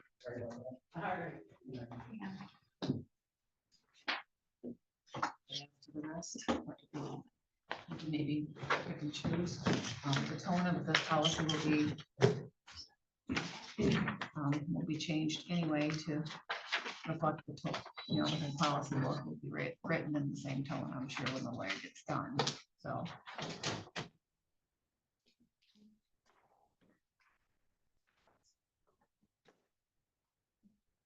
And then I like option 3 the best. Is the thought to send, like if say we choose option 3, that would just be sent to the attorney for review? That's what I would like. Approve it. So if you guys like 3, I'll replace what's in the policy book now, and then that's what we'll send out to the attorney for review. Got it. Yeah, that's what I would like. When you say option 3. This what do one you she mean? just. it says it's This an is one that- option, So this is. Option 3, option. That she just gave you. That one, yes. So this is your. Yes. And option 1. 2 and 3 are actually the same, except 3 has the,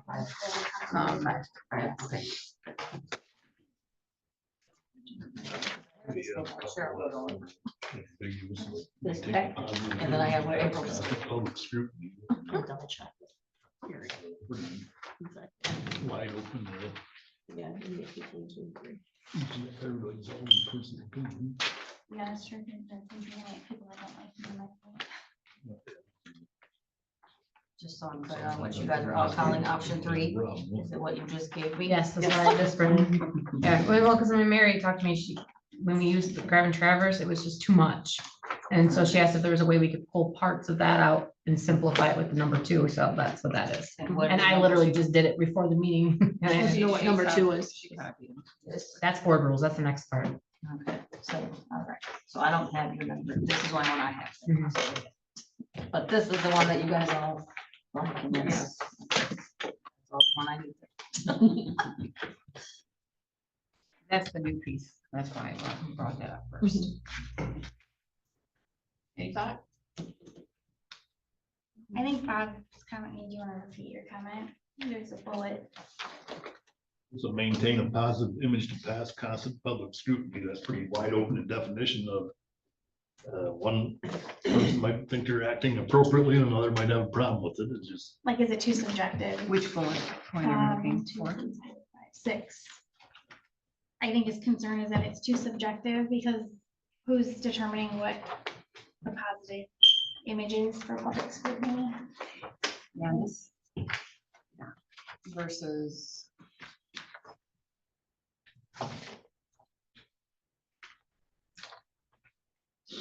Not a big deal, but I mean, Well, versus the guidelines on number 1, where it talks about no solicitation or accepting a gift or a loan of money, up to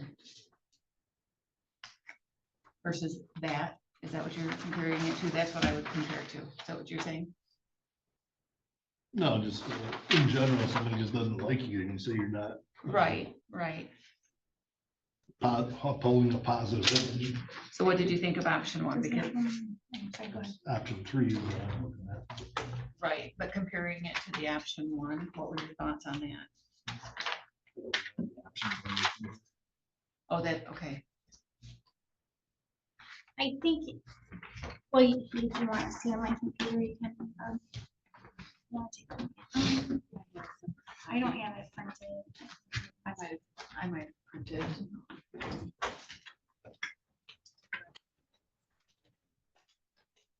Well, option 1 doesn't have a statement to me that relates to that bullet as far as I can see, so. It's more specific as to, somebody can't, they can't reap benefit from your decisions. And I don't have a problem with it. I guess it's just pretty wide open for interpretation. All different Me people. neither. we're just comparing option 1, where the guidelines, the guidelines in option 1, comparing them to the ethical principles in option 3. Well, Bob is specifically questioning bullet Bullet 6, yeah. because what does that mean into it, because it seems subjective, so who, Like to remove it, you mean?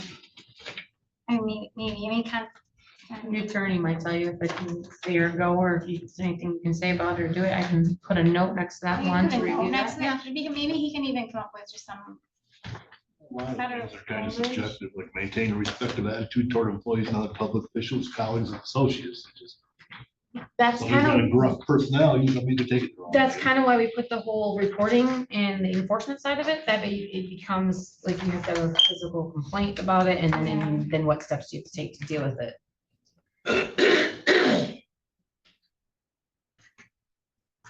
yeah, I mean, like, I'm just used to, I'm used to avoiding the always never type of words and so constant public scrutiny. I would just, in my opinion, I would flag it. The attorney can just say like, oh, that's not a big deal, or maybe he would have some suggested language that I'm fine with it.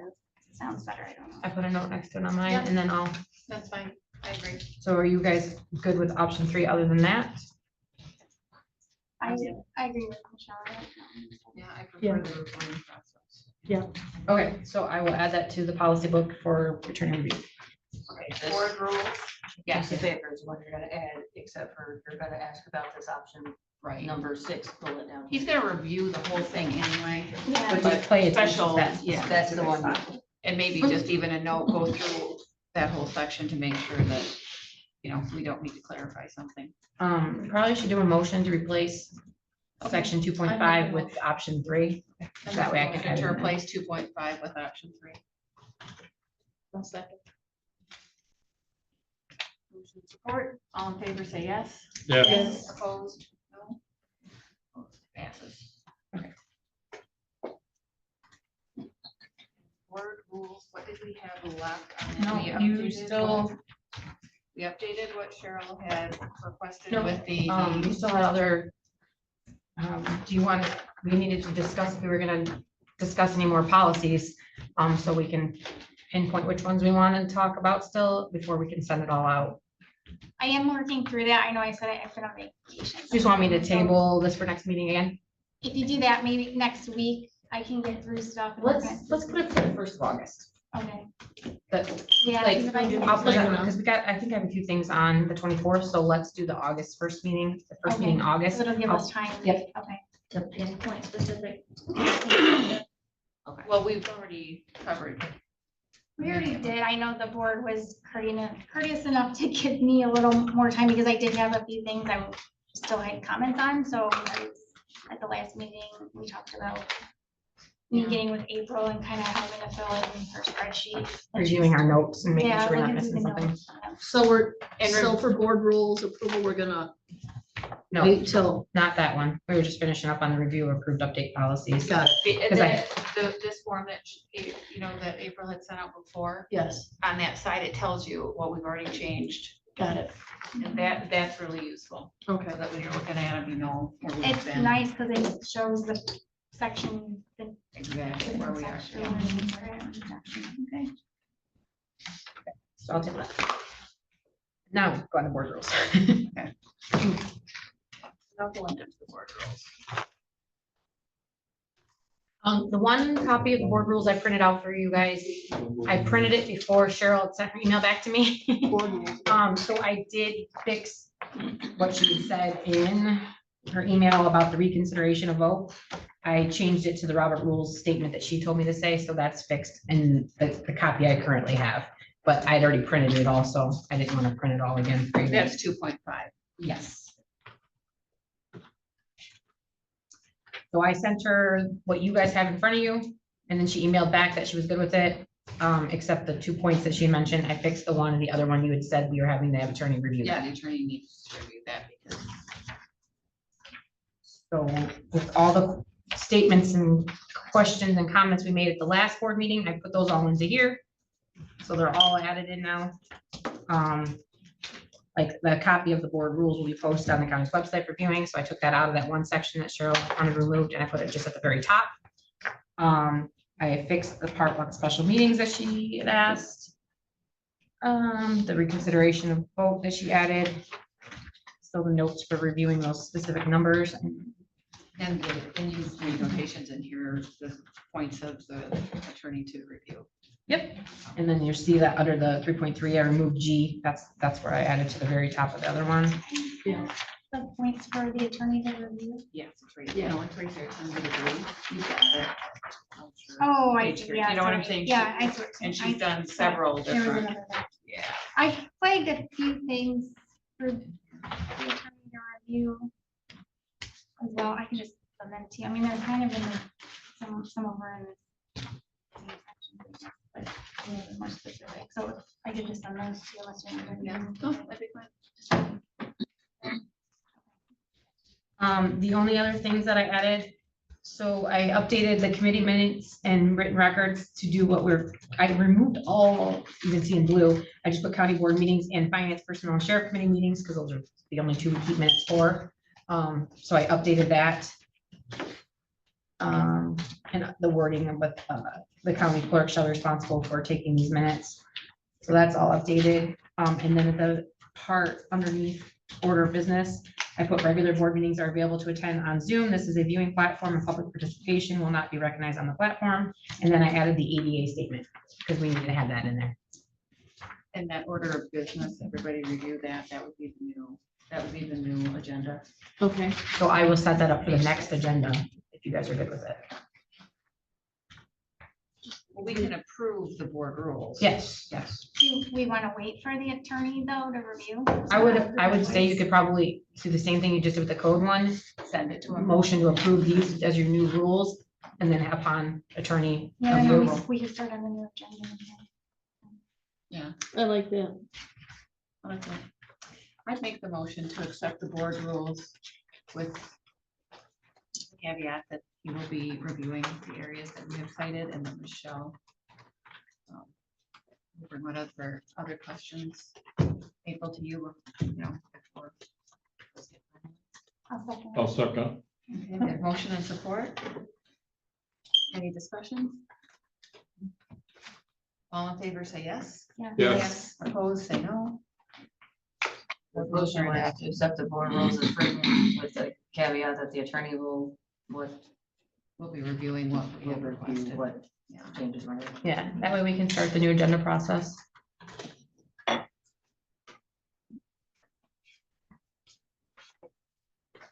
And it'll begin our next meeting. Well, yeah, And the new, whatever you made changes on, can you? I'm gonna send you a final copy. Yep. So I can have it with this, because I know she'll ask me. Yep. And she has it too. I emailed it to her, but I'll send it another one, Okay. approving all the changes and keep the blue parts with the attorney and then wait for Michelle's. for the other parts. Controller report?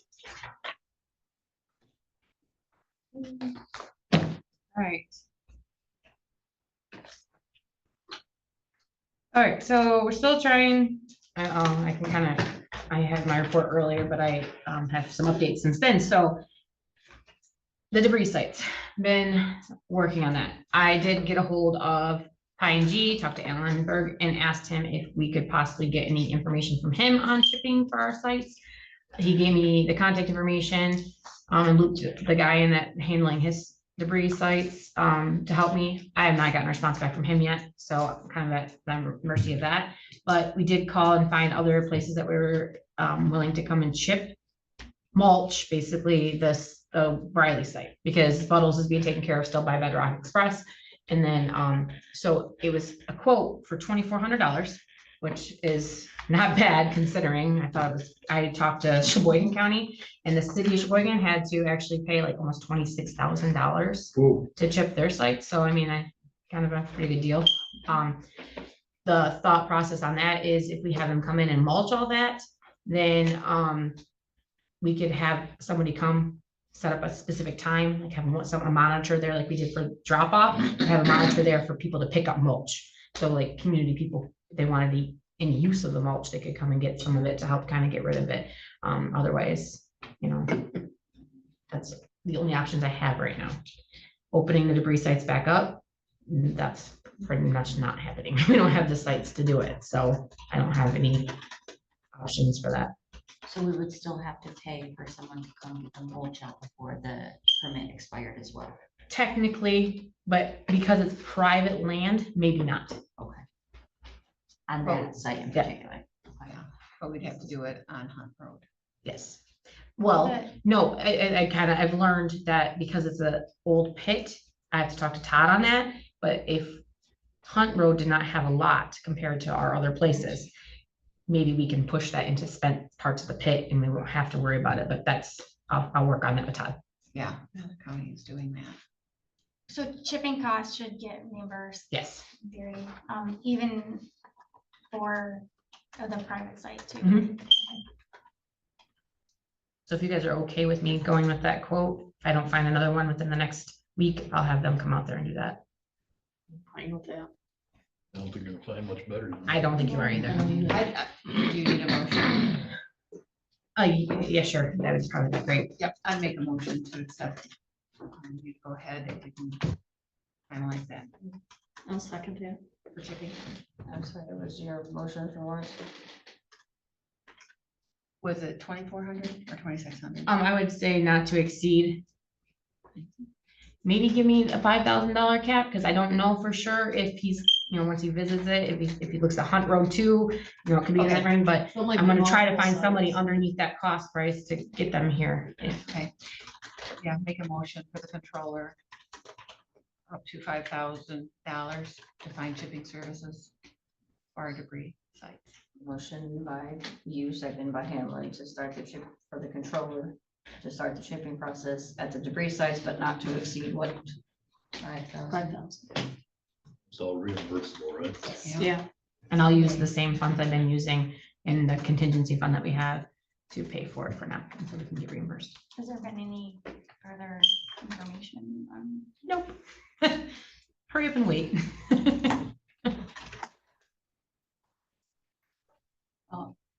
We'll have to do a roll call.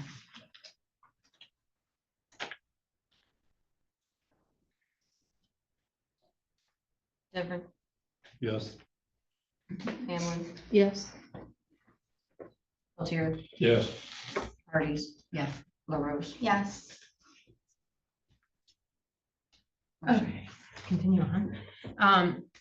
The CDBG program that we use, this is not the grant we just applied for. This is actually our program where we provided mortgage to individuals in Montmorency County years ago with state grant funding.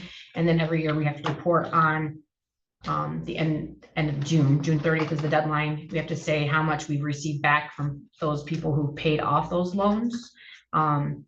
If it's under $35,000, the county for the year from July 1st to June 30th, we get to keep that money. If it's over $35,000 worth of payments, we have to take it and send it back to the state. Now, there is a little caveat on that. There's a spot now on the reporting sheet that you can say that we received more than $35,000, but we're asking them if we can please keep those funds for an emergency repair project cost. And so I submitted it to them because we received 39,000, of course, 39,609.03, just over the threshold. So I asked them if we could keep those funds. And the suggestion of it is to look into a backup generator for the other building. Yes. Could we also, just going back to the issue you brought up a while back with the snow and ice falling down and like becoming an icy situation at the end. Yeah, we can say building changes, updates. So or it can. Yeah, because I didn't have to give any big detail. I just had to say I wanted to use it for emergency repair project costs. Yes. Because we have. And I have to find out if they approve it, and then we can decide what we're gonna use it exactly for and give them a detail. How long will, are those payments continuing to come in? So till they're paid all off, there's So still, it'll be there's still for a quite a while. bit. Sometimes, we just got another one. We just got a check coming in for somebody that paid it off. Was it $19,000 that I just did? So So they're They're lump coming. payments, not, or are they like? sometimes people pay like five. $5,000. Sometimes people pay like $500. What exactly is a CDBG? Community Development Block Grant. Okay. So people aren't Low on interest. specific payment schedules. No. It's a low interest loan type thing. It's not though, because it's on their mortgage as a lien. So like they can't go refinance at It's the like a bank Habitat Oh. homes. Yeah. because we are considered a lien holder on it because we gave them funds. So like, so if somebody went to the bank and wanted to refinance their mortgage on their house because we're listed as a lien holder, they would have to pay us back to be able to get the mortgage company to redo it. But if, as long as they're making payments on their mortgage, that they cannot pay us for a while. Do you know what I'm saying? So Yeah, so sometimes when people usually, when there's a death in the family or they want to refinance is when we'll see big lump payments come in because they've gone in and gotten a lower interest loan, they're refinancing, and then they get the money to pay us off that portion of it. So that's where we'll see big chunks come in. Sometimes it's usually because somebody in the family has passed and they've sold it or get off that way. So I'll let you know what they say about keeping that money, but I figured that was a good option, is trying to do some of those repairs, generator and that kind of thing. I just have a question on that. But if it's over $35,000, so ours was 39, does that mean that we have to send 39 or we send the 4? We have to send 39. So it doesn't matter. And as soon as it hits Send all. 35,000, we have to send it all. All or, no- Okay. But if it's under 35, we get to keep it. Okay. It's ridiculous, but that's the way it is. that's why I was asking, like, if it's that payment schedule, like, can we adjust the payment Yeah, schedule? no, you can't. No, exactly. You never know. You could end up having 5 people pay off a bunch of money one year and you could have nothing the next couple of years. You know, you just don't know. What's our outstanding still due? Do you know Oh, off the I don't top know of off the top of my head. I have to pull those ones up. your head? I forwarded to you the email with the template to send in for the air monitoring network plan and asked you guys to submit on behalf of the county from each of you. I gave you the template. You just kind of had to put your name in it and send it to the email. So hopefully you guys were able to do that. Completed obviously the 24 audit, the pension and OPEB reporting, and the qualifying statement have all been submitted to the state. I already received the letter back from the state that we are determined to be in material compliance, so we're all good with the qualifying statement. I sent it all to your email, so you guys have it. You will note that on the pension and OPEB reporting, the second page at the bottom, it says yes for does the system trigger underfunded status. That is the other post-employment benefits. That is retiree health insurance. Since we just made this big change with our retiree health insurance, you should possibly see next year on this reporting a no, because we will have eliminated or drastically reduced that liability for us for fiscal 25. So you will notice a big change in that next year. Won't be in red next. Right. I sent you the complaint response. I have received the MERS pension 2024 actuarial, but I have not had a chance to review it, so I will send that out to you with my review after I have a chance to go through it all. We started the interviews for the VSO position today. We had 4 interviews today, some good candidates, and we have, I think, 3 or 4 on Tuesday. So we should have somebody hopefully taking place soon. Who's involved in those interviews? I'm just curious. I asked the VSO office, so the current program manager, and then his other VSO in his office, his assistant, and then I sit on it, and Dawn's been sitting in on it too. Yeah, there's 4 of us. And then I have posted the janitor maintenance position too, so that's closing at the end of the month, and we'll do interviews for that soon too.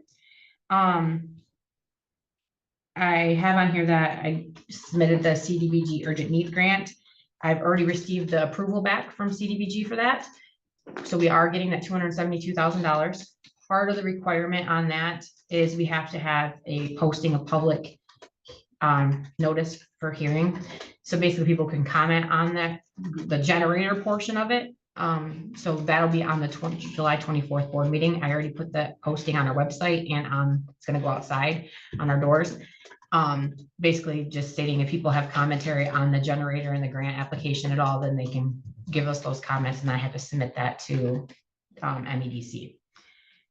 Mary already signed the grant, and we already sent all the information back to Janelle, so that should be all good to go, and we should receive that funding.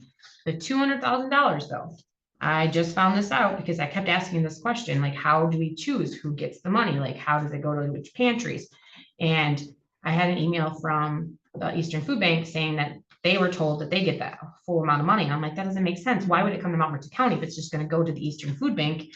That it's not just servicing Montmorency County anymore. So I asked her again, the lady who gave me the grant paperwork, and apparently Montmorency is getting that money just for it to go to the Eastern Food Bank. So it's not even going to our food banks in here. It's just going to the Eastern Food Bank, which I don't really agree with, but I don't have any They just control of open it. up a grant for Eastern food That's bank. exactly my thoughts too. So, I feel like they're using us as a stepping stone. yep.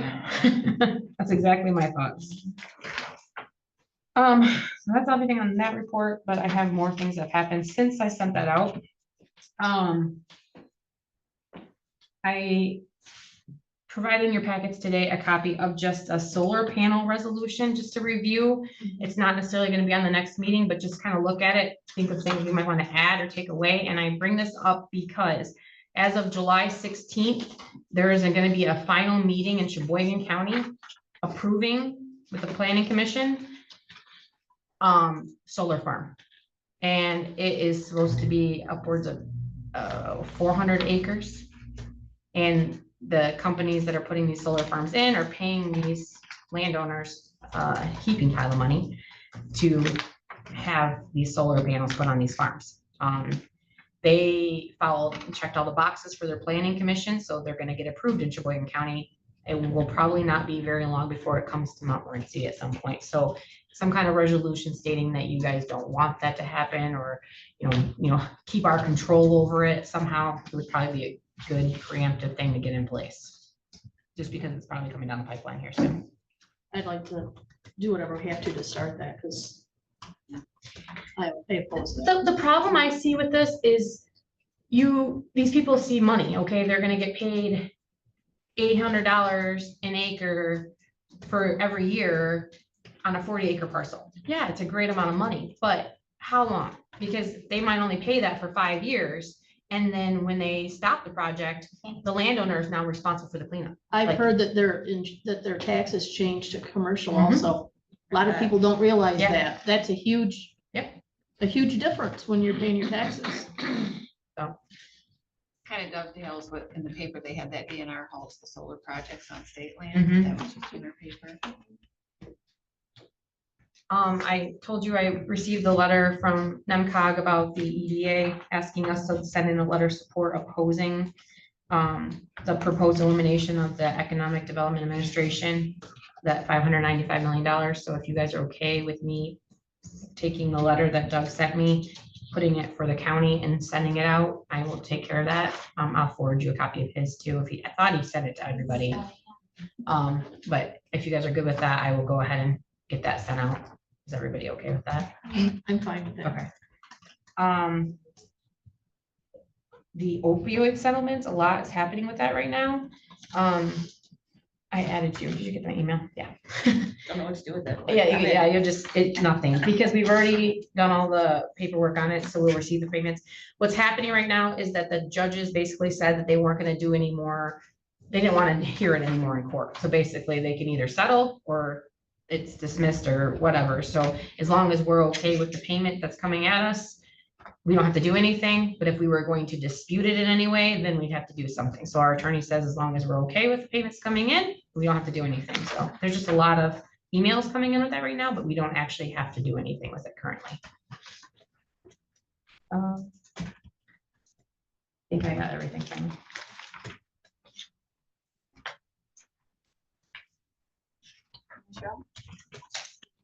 Oh, no, I gave that to you. Never mind. We have to vote on this one and closing it. We need to come up with one. Okay. That was just, Okay. As a Can we temporary. get that to the next agenda? You wanna just do that, Shannon? I got that from SEMCOG, so it needs to be edited. So I And would it need a needs to lot of be edits updated. and talk about it. So I would say maybe for the August meeting as well. yeah. Can I add it to it? Can we Okay. get somebody to update it and see what? Yeah. Because I think this was before the EPA.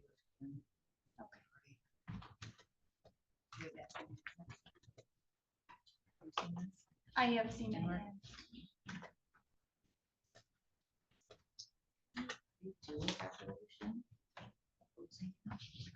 We did it a while ago. We did a resolution. I don't know if I can get into it.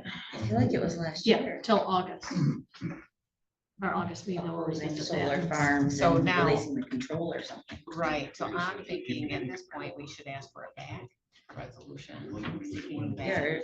Yeah, well, I'm just thinking, if you guys already did one, you could probably just redo it. Who knows, I mean, might have to add more verbiage at this point, because they've Well, gotten so that's- huge, but. Well, that's what I was thinking, put verbiage in to ask that come back. That's the local saying that. I think it came down from MPA, didn't it? They were pushing all township boards to do it at the same time. It could have.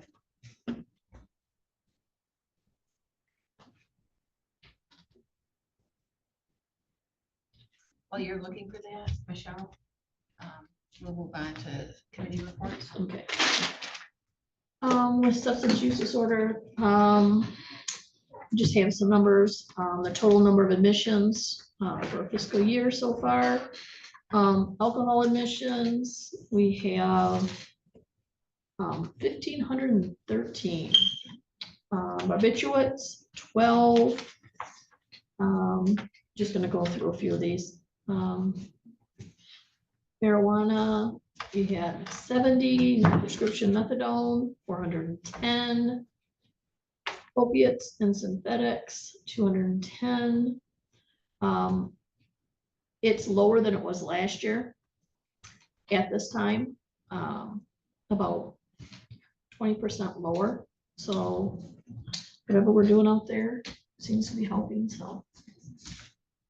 And then I do have PA liquor tax.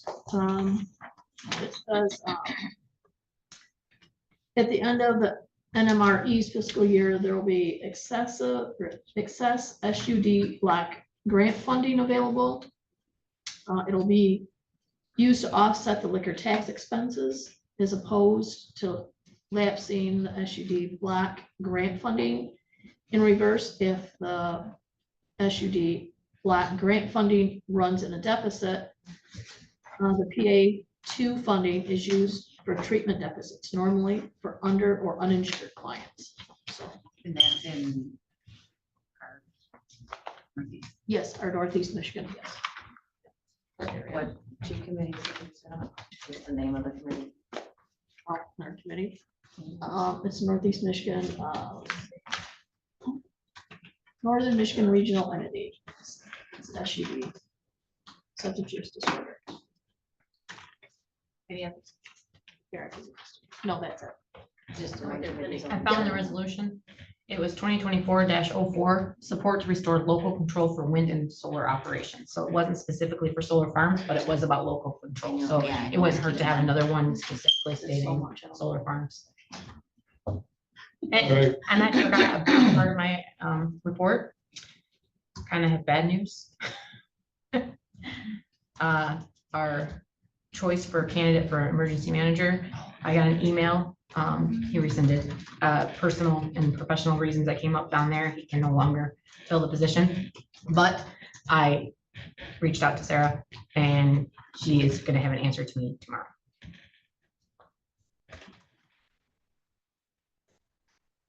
Okay, Let us know her answer, please. Yes. on June 26th, right after our board meeting here, I had a Thunder Bay Transportation Board meeting. And at that meeting, we talked about the tour buses Beyond Horizon, who they've moved out of our garage. They're no longer renting. They stored 4 of their buses there. They have their own garage now off 32 right across from Home Depot. So I was on my way to that meeting when I got cut off by one of the tour buses pulling out. I'm going, where's he coming from? And then at the meeting, I found out that's where their new garage is. MDOT wanted to hold $68,981 from us. We petitioned that we keep this and start providing Saturday on-demand service through the end of September. Basically, what we're going to do with this is open up transportation for kids going to the Boys and Girls Club. They all summer long, they get to ride to and from the Boy and Girl Club for free. So that's been a big option for them. And then we had a employee appreciation day with food and prizes. That went over real big. It's nice to recognize your employees and let them know that they're appreciated. So it's kind of a short meeting. After that, on June 27th, the next day, we had the ILA committee meeting, and most everything that I have here has already been talked about the money, you know, Alpena managing everything, you know, the startup money. And we did some reviews on the recycling bins and different procedures that have to be followed for that. That was less than an hour. It was kind of a short meeting. NEMSCA was a meeting that this meeting was canceled. I believe it's every July. We don't have a NEMSCA meeting. When you do start back up, the August meeting will be in the new Pace building across the street. So I'm real excited about getting in there. It's all finished. It's all ready to go. And I believe Jeff said at the end of this month, it's going to be up and running. So anxious to get in there and get a tour and see how things are going. And then 3 o'clock today, I had my mental health board meeting, and what was that? We passed the motion to block. That was a big topic. Nina and Charlotte both had a lot to say about the pitfalls with something like that. Everything else we talked about is just general. We spent a lot of time on that privatization, and nobody can see anything positive from it. Everything is negative. So I'm glad it was not supported here. That's all I have. Michelle? I attended the landfill meeting in FPS, and there's not really much to report on. And I just had FPS as well. Do you have anything on? Pardon? No, said he didn't. No. Limited public comment? Can I do a quick report? Sure. Okay. Just a couple things to let you guys know, we've been crazy busy in the office as expected, but I met with Warren, and I can't remember the other guy's name from Spicer Group. I asked him and Charlie Arbor to come and meet with me as a new treasurer. This Hiawatha thing involves a lot. I only knew kind of bits and pieces as a community member. They laid it all out for me. I now know what it's all about, what to expect, and kind of how things are rolling. Just a heads up, I'll let April and Dawn know the next meeting. I am currently on the agenda for a closed session for pending litigation. All treasurers conference call told us that we needed to get that on our agenda for the end of July. Expecting a settlement to be in our emails by then with a return date of August 18th. I haven't received anything in my email, so just a heads up, we might go take that off the old agenda in a couple weeks. I also met with Jason. I talked to you guys about that. Jason from Eagle regarding the contaminated property. I wanted to know what his expectations were, which are none. We currently maintain that property, and Jeff, our maintenance guy, mows it. And he said that he was super grateful because if he doesn't maintain it, no one would. And everything is great there. I did attend a Region 2 meeting, and I took my chief deputy Elizabeth with me. We have another one next week because it was low attendance because of it. They held it on Juneteenth. So I can't stress how invaluable those meetings are to me. And then now my chief deputy, I want her to keep on attending with me because if I'm not there, I want her to know her resources to reach out to. And then the hot topic for me lately has been these credit card payments. BSNA payments, as far as my office and building department goes, it has been a sweet deal. It's fantastic. Everything comes in. As far as what we're calling the external departments, which is everybody else, it's been complete misery. Was the package that, or this service, product and service that they told me about 2 months ago, everything will be fine. Just wait till it goes live. Everything will be fine. Not much has been fine the last week and a half.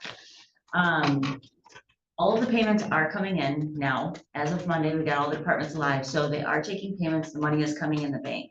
It's the backside of it that I'm having to do a lot of homework on. It's okay. I signed up for it.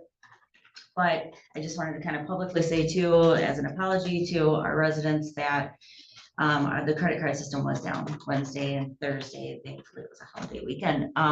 So a couple days, but they are up and running right now. There's still a lot of bugs that have to be fixed, but all the departments have been fantastic with me, very patient with me. Unfortunately, it's just out of my control.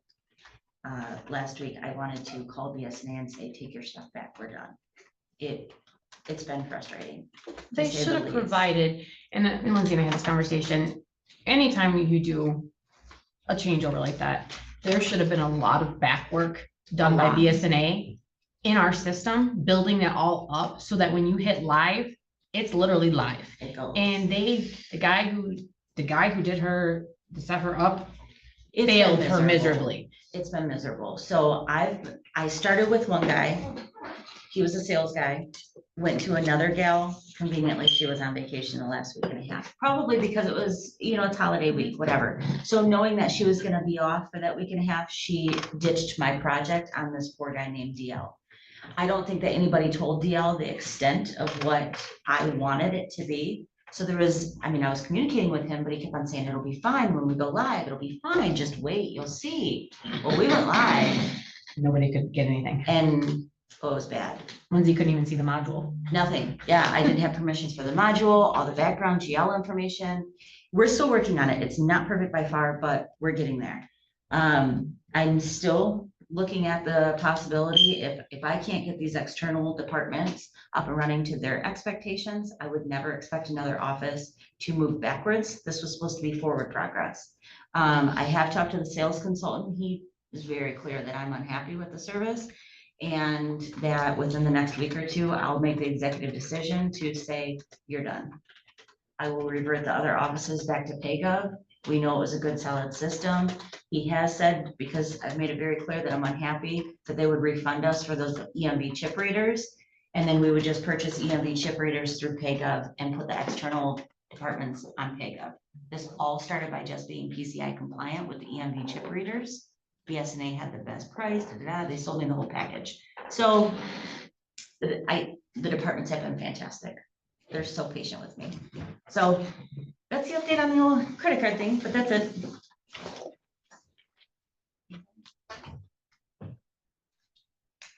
Public comment?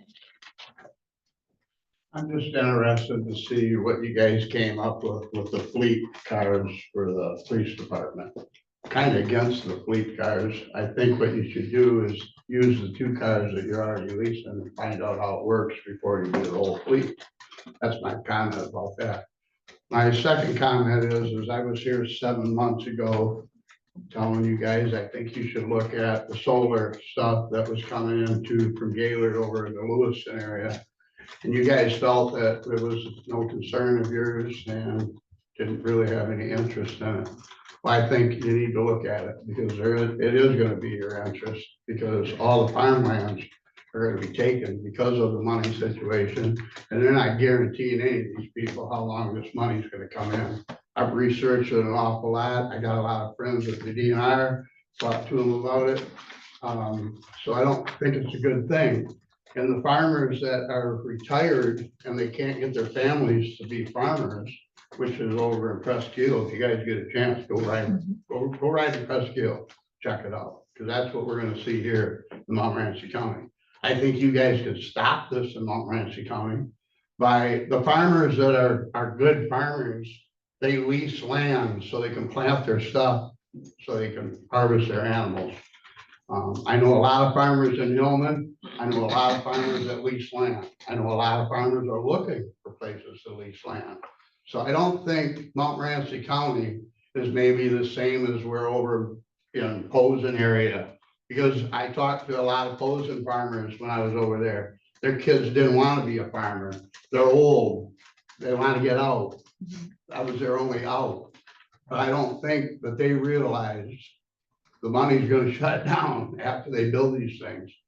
And so just two thoughts that I was curious to know about. And like I told you guys earlier, the reason I come here, because I care. Okay, thanks. Other comment? Public comment? Without exception, we'll adjourn. Yeah, I've seen a lot from Posen to Rogers City. It's